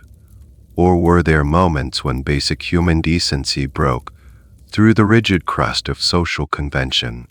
These moments are almost impossible to prove. They exist only in the realm of possibility, but they are a crucial reminder that medieval society was not a monolith of cruelty. There were cracks in the wall. You don't speak. You just continue to gather the candles. You are not thinking about what it means. You are just doing it. It is a small mechanical task, and it is a relief from the crushing weight of your own thoughts. When all the candles are back in the basket, you push it gently towards him.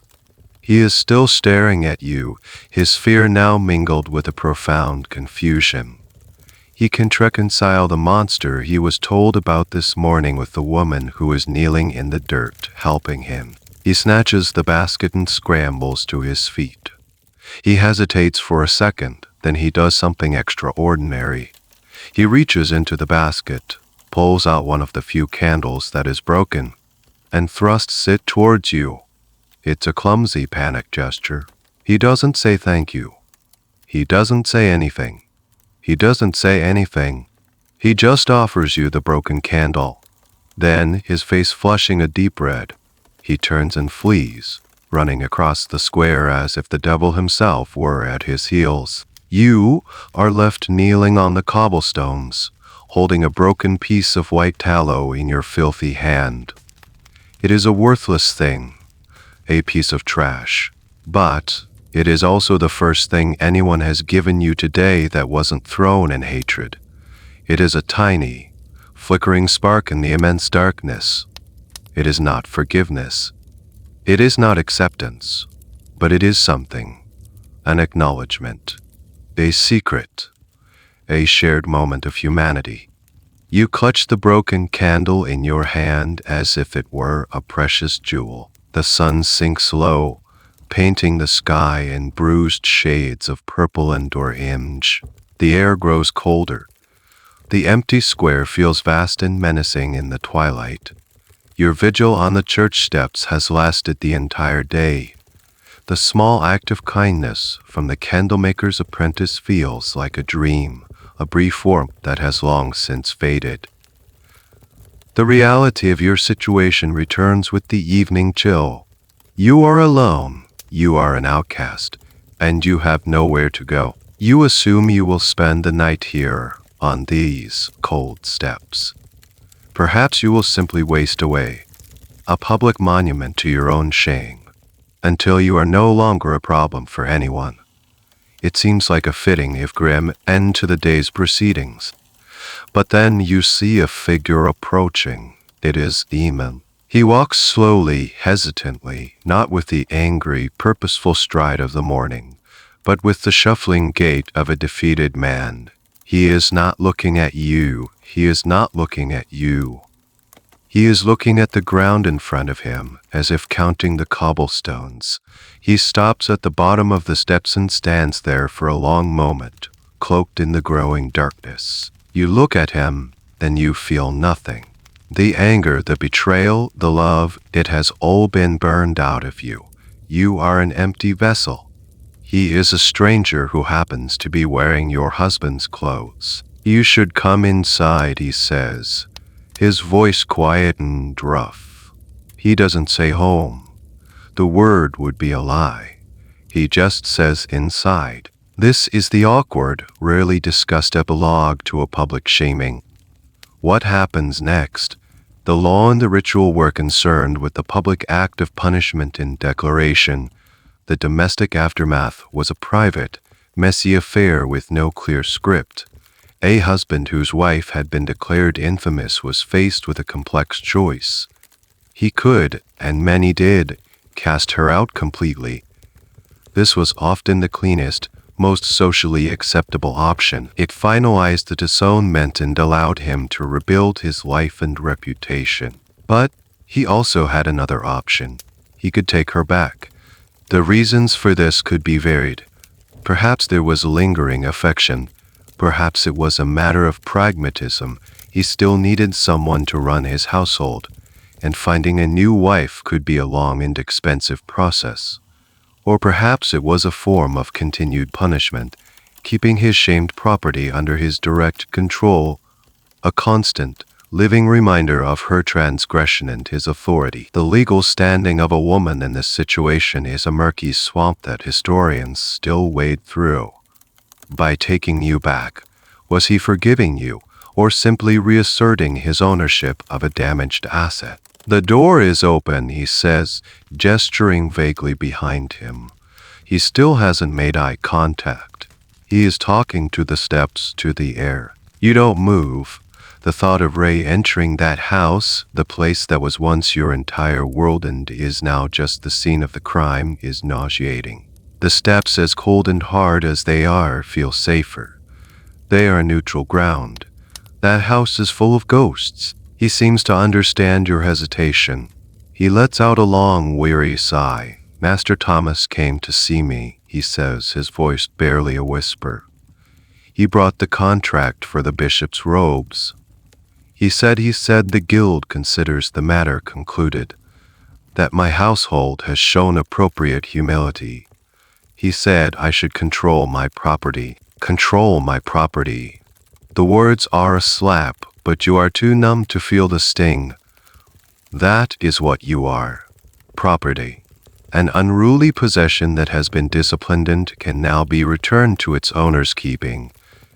This was not an act of forgiveness or compassion from the guild. It was a business decision. Demon skills are valuable. The bishop's order is lucrative. Your public degradation was the price of business continuity. Now that the price has been paid, the ledger is balanced. He finally risks a glance at you. His eyes, in the dim light, are full of a misery so profound it almost looks like a physical illness. He sees the filth, the blood on your foot, the hacked-off hair. He flinches, looking away again quickly, as if the sight is too much to bear. He is not looking at his wife. He is looking at the evidence of his own cowardice, and it is sickening him. Come inside, he repeats, his voice cracking. You cannot stay out here. Slowly, painfully, you get to your feet. Every joint screams in protest. You limp down the steps, one at a time. As you pass him, you catch his scent, the familiar smell of wool and wood smoke. It is the scent of a life that is no longer yours. You walk across the square towards the open door of your former home, a ghost returning to haunt her own grave. He follows a few paces behind, a warden escorting his prisoner back to her cell. Crossing the threshold is like stepping into another dimension. The shop is dark. The bolts of cloth are hulking, indistinct shapes in the gloom. The air inside is still and thick with the scent of your old life. It's a cruel trick of the senses. Nothing has physically changed, but everything is different. You are a trespass in your own home. Yaman follows you in and closes the door, sliding the heavy wooden bar into place. The sound echoes in the silence, sealing you in. He lights a single tallow candle, its small, flickering flame pushing back the darkness just enough to create a small island of trembling light. He doesn't look at you. He busies himself with the candle, as if it's the most important task in the world. There is water upstairs, he mutters, and clean clothes. He gestures vaguely towards the staircase.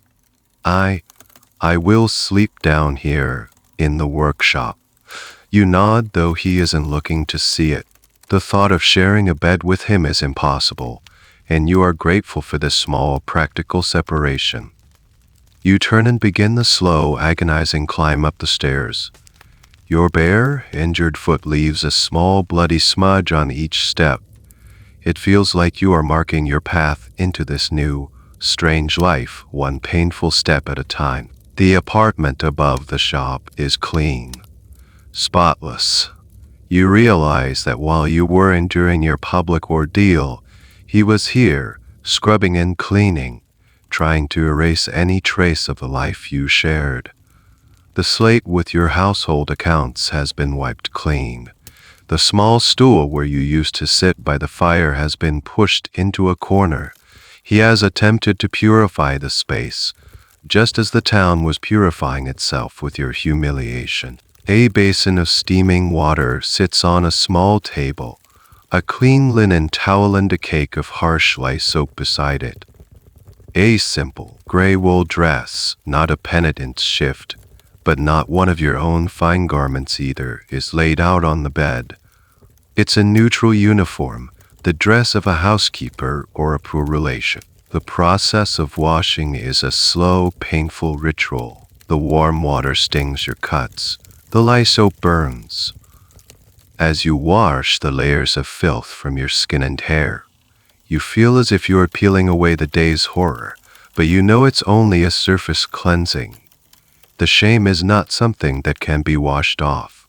It has seeped into your bones. When you are done, you are clean, but you are not whole. You put on the gray dress. It is loose and shapeless, but it is warm. You catch a glimpse of yourself in the polished metal mirror.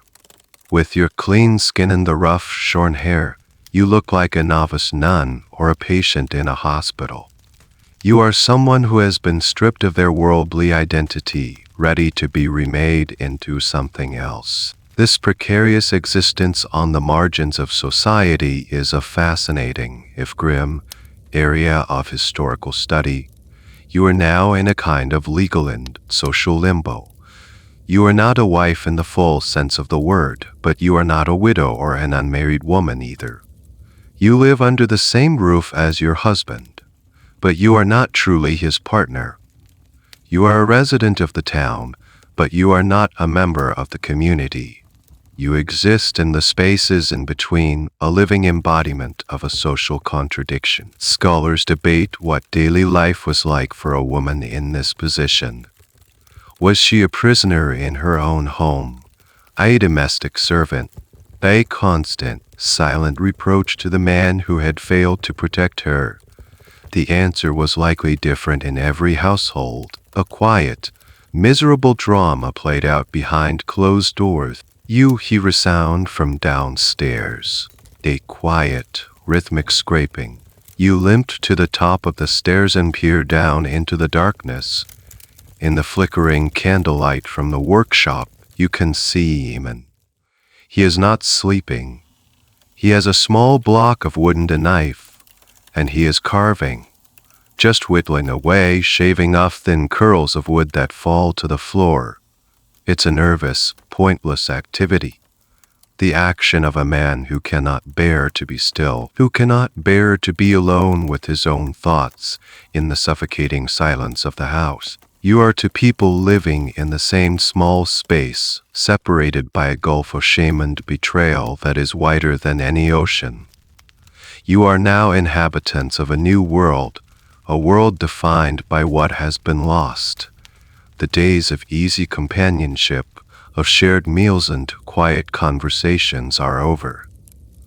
They have been replaced by this, a man whittling in the dark, and a woman with a ghost's name, listening from the shadows at the top of the stairs. This is your new life. A quiet, shared punishment.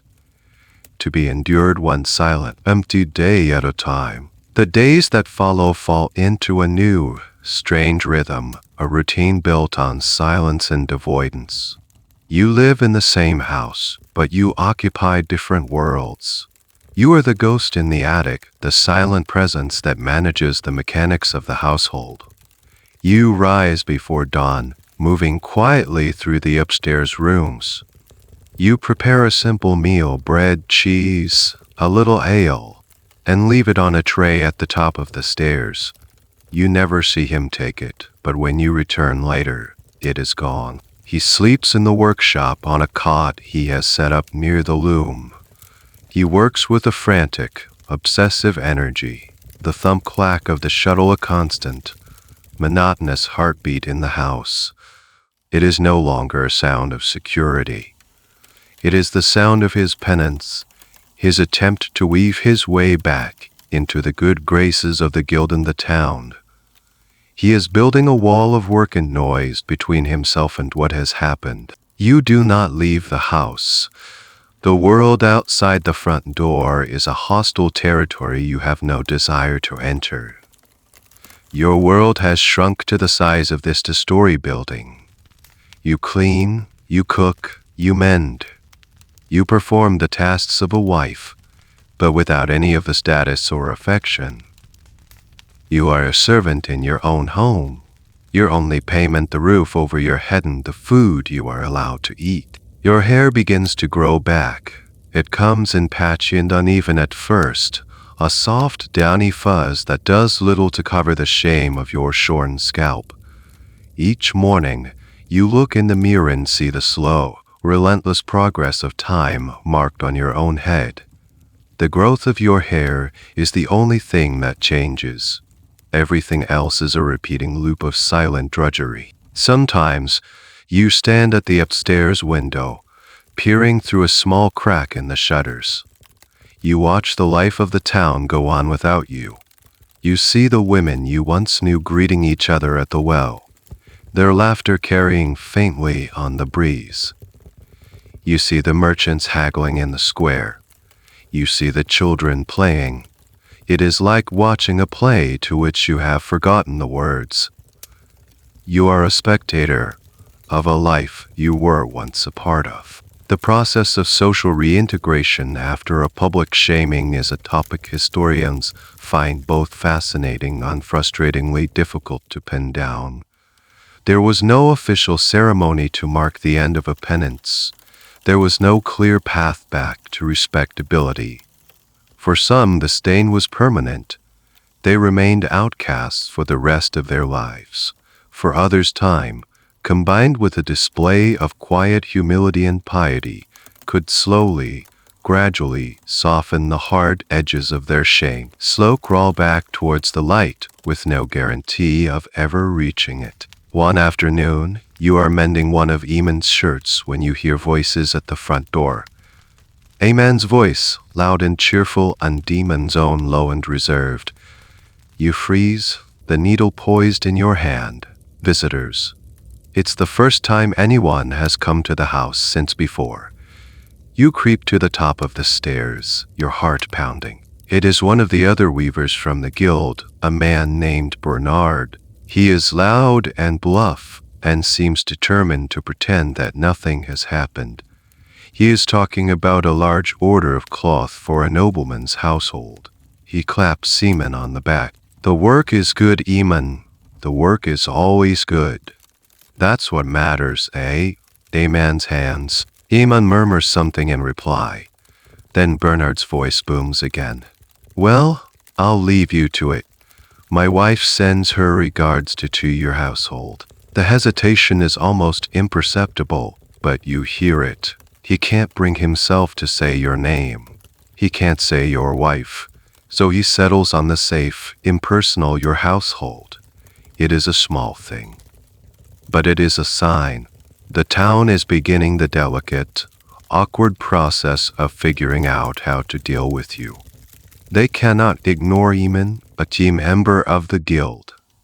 And if they cannot entirely ignore his house, they are finding a new language, a new set of social rule to navigate the crater you have left in their midst. Later that evening, you find a small package on the tray where you leave Eamon's food. Inside is a length of dark blue ribbon. It is a simple, inexpensive thing. You hold it in your hand, turning it over and over. It is not a gift of apology. It is not a token of love. It is a practical object. Your hair is now long enough to be tied back. The ribbon is a quiet, unspoken acknowledgement of the passage of time. A recognition that the immediate, raw aftermath is over, and this new, strange, quiet life is beginning. It is the first thing he has given you since the day of the procession. It is not forgiveness, but it is a beginning. Months bleed into a year, then two. The seasons turn, marked by the changing light through the gaps in the shutters. Your life remains a small, quiet, circumscribed thing. But the sharp edges of the shame, for you and for the town, have begun to wear down with the slow, steady friction of time. It has not been forgotten, but it has been absorbed into the town's history, a story that is now part of its fabric. You have started tentatively to venture out. Not into the main square, not during the busy hours of the day, but in the very early morning, just as the sun is rising, you will slip out to the small garden behind the house to tend to the herbs, or in the late evening, you will make the quick journey to the well, a time when it is mostly deserted. These small excursions are terrifying at first. You feel the weight of every imagined glance. But the few people you do encounter, a sleepy baker's boy, an old man walking his dog, mostly just nod and look away. Your presence is no longer a shocking spectacle. It is just a familiar, if slightly awkward, part of the scenery. Your hair is long again, reaching your shoulders. You keep it tied back tightly with the blue ribbon Eamon gave you. It is a constant, quiet reminder of what was taken. It will never feel the same. It is no longer a source of pride, but a marker of survival. You are no longer the shamed woman in the immediate, visceral sense. You have evolved. Now, you are becoming something else, a local cautionary tale. You become aware of this one afternoon when you are in the back garden, hidden by a low stone wall. Two young mothers walk by, and you hear one of them scold her misbehaving child. You keep that up, the mother says, her voice sharp, and you'll bring shame on us all. Do you want to end up like the weaver's wife? The child falls silent. You feel a cold chill despite the warm sun. So that is who you are now. You are the bogeyman in a morality tale. A story used to frighten children into obedience. Your name, your face, your actual story, none of it matters. You have been flattened into a two-dimensional symbol of what happens when. This transformation from person to folk tale is a common fate for those who undergo public rituals of shame. The community smooths over the messy, uncomfortable details of the real event, the lies, the vendettas, the mob cruelty, and replaces it with a simplified, morally clear narrative. The story of the weaver's wife is no longer about you. It's about them. It's a story the town tells itself to reinforce its own values, to draw the lines between right and wrong, between belonging and exile. Eamon's business has recovered. His skill with the loom is undeniable, and the guild, in its pragmatic way, has closed ranks around him. He is a man of property and standing once more. Your silent, diligent presence in his house is seen not as a sign of his shame, but as a sign of his mastery. He tamed his unruly wife. He restored order to his household. In the strange and brutal logic of your world, Your subjugation has become a part of his success story. Your relationship has settled into a deep, unbreakable silence. You are two people bound together by a shared trauma, unable to speak of it, unable to escape it. There are no more angry words, no more tears. But there is also no laughter, no warmth, no touch. You are like two stones at the bottom of a deep well, resting side by side in the cold and the dark forever. Sometimes in the dead of night, you wake up and hear him. He is not at the loom. He is in the workshop, pacing. Back and forth, day restless, caged animal. You know in those moments that he appears. The shame has marked him too. He wears his on the inside, a secret, festering wound that will never heal. He locked the door on you that day, but he also locked himself inside with his own choices. The question of whether a person could ever truly recover from such an ordeal is one that historians can only speculate on. Did these women find a measure of peace? Did they ever feel like part of their community again? Or did they live out their days in a state of quiet internal exile? There are no diaries, no letters, no first-hand accounts to tell us. The records only show the accusation, the punishment. The long, quiet aftermath is lost to history. All that is left is the echo of the story, a story that is no longer truly yours. Years pass, 5, 10. The town changes. Old faces disappear, and new ones are born. The children who witnessed your shame are now young men and women, with children of their own. For them, you are a story they were told, as distant and unreal as a fable about a dragon. The sharpness of your infamy has faded, like a colorful tapestry left too long in the sun, its vibrant threads bleached into muted shades of gray. You have aged.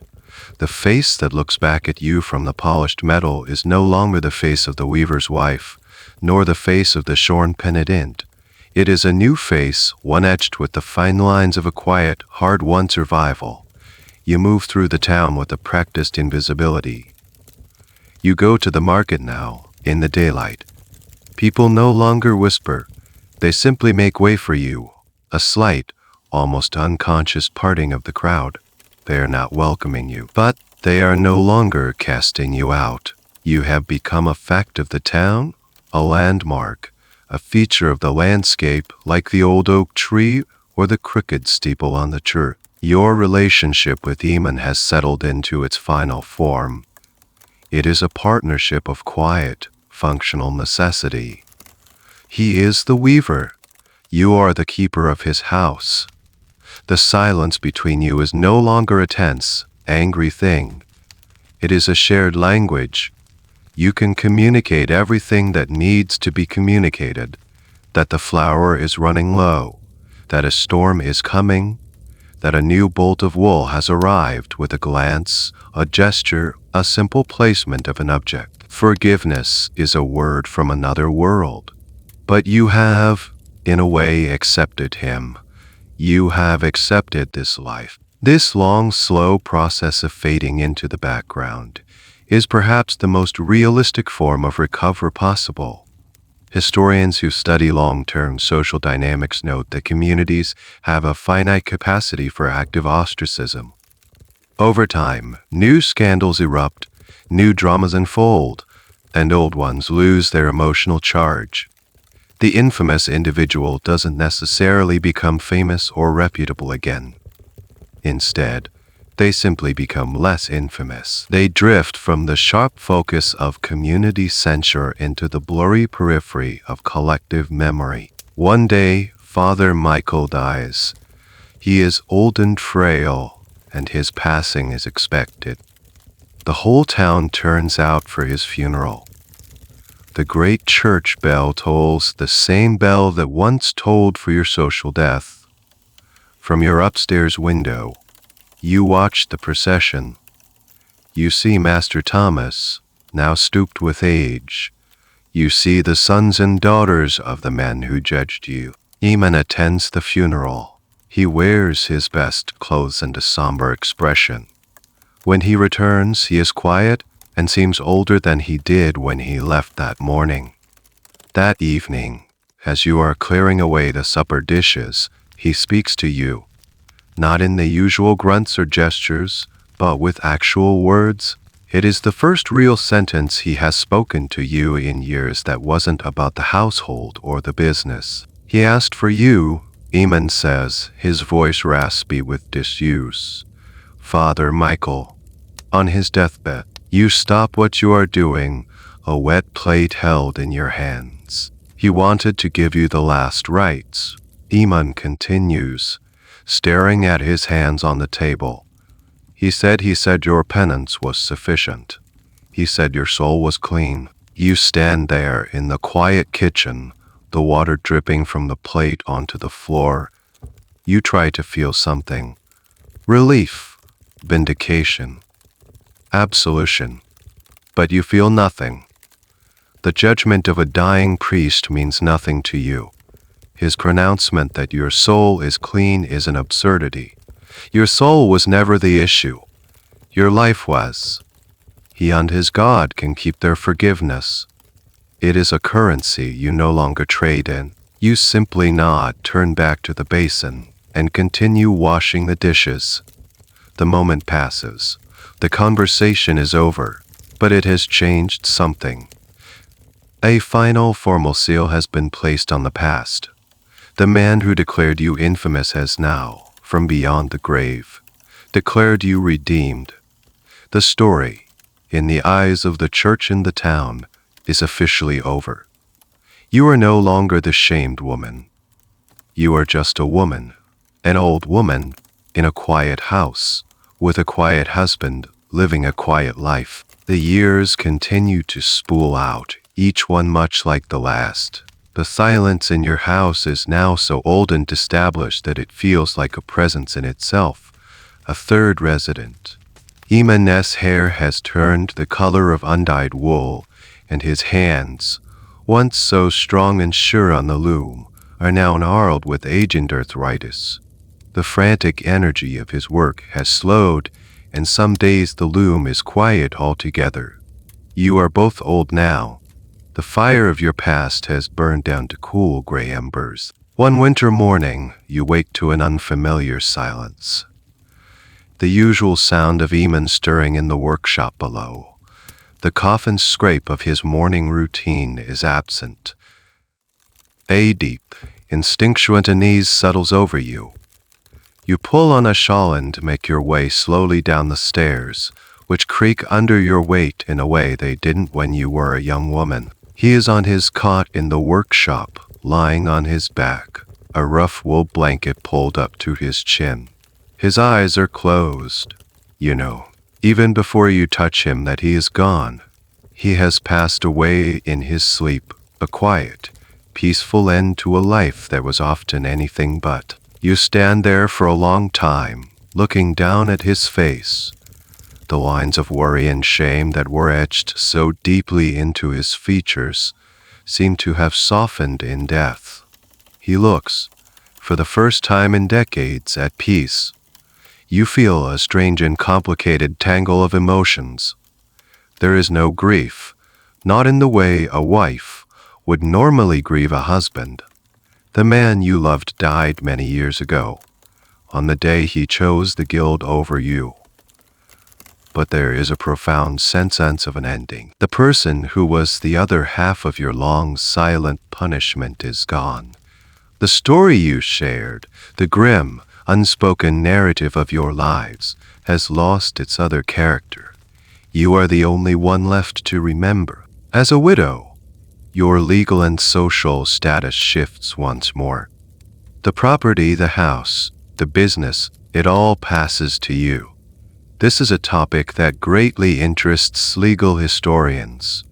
The surprising amount of agency and power a widow could wield in the medieval period, while a wife was under her husband's legal control. A widow, particularly a childless, one from the merchant class, often inherited his trade and his property, becoming the head of her own household. You are no longer Eamon's wife or the shamed woman. You are now the widow, a recognized and respected figure in the town's social structure. It is the final and most profound irony of your life. The humiliation you endured to allow him to keep his business has resulted in that same business now becoming yours. The town, in its formal way, comes to pay its respects. The new guild master, the son of Master Thomas, comes to offer his condolences and to assure you that the guild will continue to support the workshop. The new priest, a young man with kind eyes, offers to say a mass for Eamon's soul. Women you have known your whole life, women who once jeered you, now bring you baked goods and sit in your kitchen, speaking in low, respectful tones about what a good, hard-working man Eamon was. You play the part of the grieving widow. You nod, you accept their condolences, you thank them for their kindness. It is another performance, perhaps the last you will ever have to give. As they talk about Eamon's good name, his skill, his piety, you feel a sense of detachment. They are talking about a man you barely knew. The man you knew was the one who paced in the darkness, who couldn't meet your eyes for a decade, who carried his guilt like a shroud. After they have all gone, you are left alone in the quiet house. It is yours now. Every chair, every plate, every bolt of cloth. You walk through the rooms, touching the familiar objects. You go into the workshop and stand before the great loom. It is silent, its threads waiting for a hand that will never come. You are free. The thought is so strange, so alien, that it takes a moment to fully comprehend. You are no longer bound to him, no longer defined by his choices. You have survived. You have survived. You have outlasted them all. The priest who condemned you, the husband who abandoned you, the crowd that tormented you. You are the last one standing. And in the deep, profound silence of your own house, you are finally completely alone. You are now the sole keeper of the story, not the story the town tells, the one about the wicked wife who is justly shamed and the stoic husband who endured. You are the keeper of the real story, the one written in blood on the cobblestones and in silence on the walls of this house. Everyone else, who knew the truth of it, the drunken stable hand, the bitter cousin, the pragmatic priest, the cowardly husband is gone. The truth now resides only in you. It is a heavy thing to carry, but it is also, strangely, a light one. It is yours. You run the business for a time. You hire a young man from the guild to work the loom, and you manage the accounts, just as you always did. You are good at it. You are shrewd and fair, and the business prospers. The widow becomes a respected figure. She is quiet, keeps to herself, but her cloth is of the highest quality, and her word is her bond. The town, in its collective and convenient amnesia, is proud of you. But the loom is a constant presence. Its rhythmic thump-clack is the sound of your survival, but it is also the echo of your prison. It is the machine that wove the cloth that paid for this house, but it is also the machine whose demands led Eamon to sacrifice you. It is a monument to a life of silent accommodation. One spring morning you make a decision. You tell the young weaver that you are retiring the business. You pay him a generous final wage and give him the guild-approved yarns. He is grateful and confused, but asks no questions. The widow's reasons are her own. When he is gone, you stand alone in the workshop before the great loom. It is a beautiful and complex thing, a marvel of wooden rope and weights. It is Eamon's entire life, sitting here in this room. You run your hand over the smooth, worn wood of the frame. You touch the taut threads of the warp.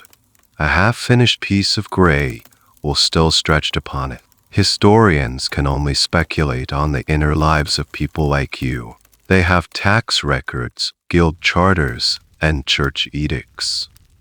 They know what happened, but they will never know how it felt. Did a woman who endured such a thing ever find peace?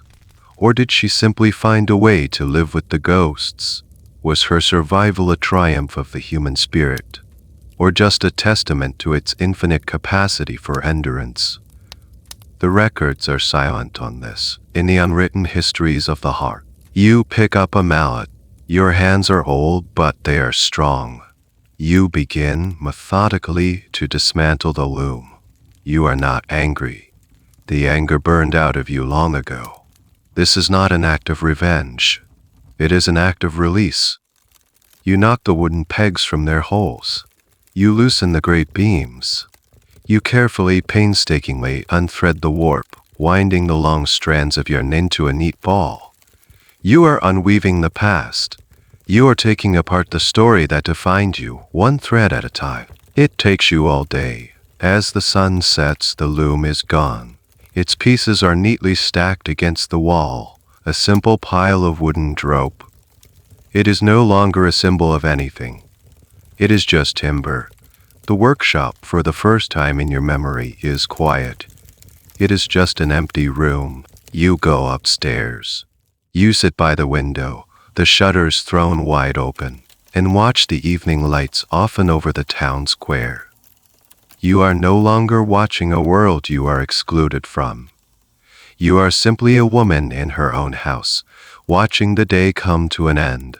The echo of the ritual, the one that has reverberated through your entire adult life, has finally faded. The silence it leaves behind is not empty. It is peaceful. And so, the story of the weaver's wife finds its final, quiet peace. The threads of her tale have been unspooled, and the great loom of her life is now still. You can feel the silence she found, a deep and gentle quiet that settles over you now, like a soft blanket in a cool room. The echoes of the town square have faded, the sound of the crowd, the tolling of the bell, all of it drifting away now, so very far away. There is nothing left to witness, nothing left to endure. There is only this peaceful stillness that remains. You can feel your own body growing heavier, your limbs feeling wonderfully settled and calm, as you drift on this quiet river of slumber. The story is over, and its gentle conclusion has become a soft and welcoming space for you to rest within. Let the darkness behind your eyes become a vast, starry sky, a sky of deep and dreamless peace, where no whispers can reach you, and no judgment can find you, only a profound and comfortable calm. Our shared time in this story is complete, and if sleep has not yet found you, please don't worry. You can simply rest here in the quiet, or choose another path from my channel. Sleep peacefully.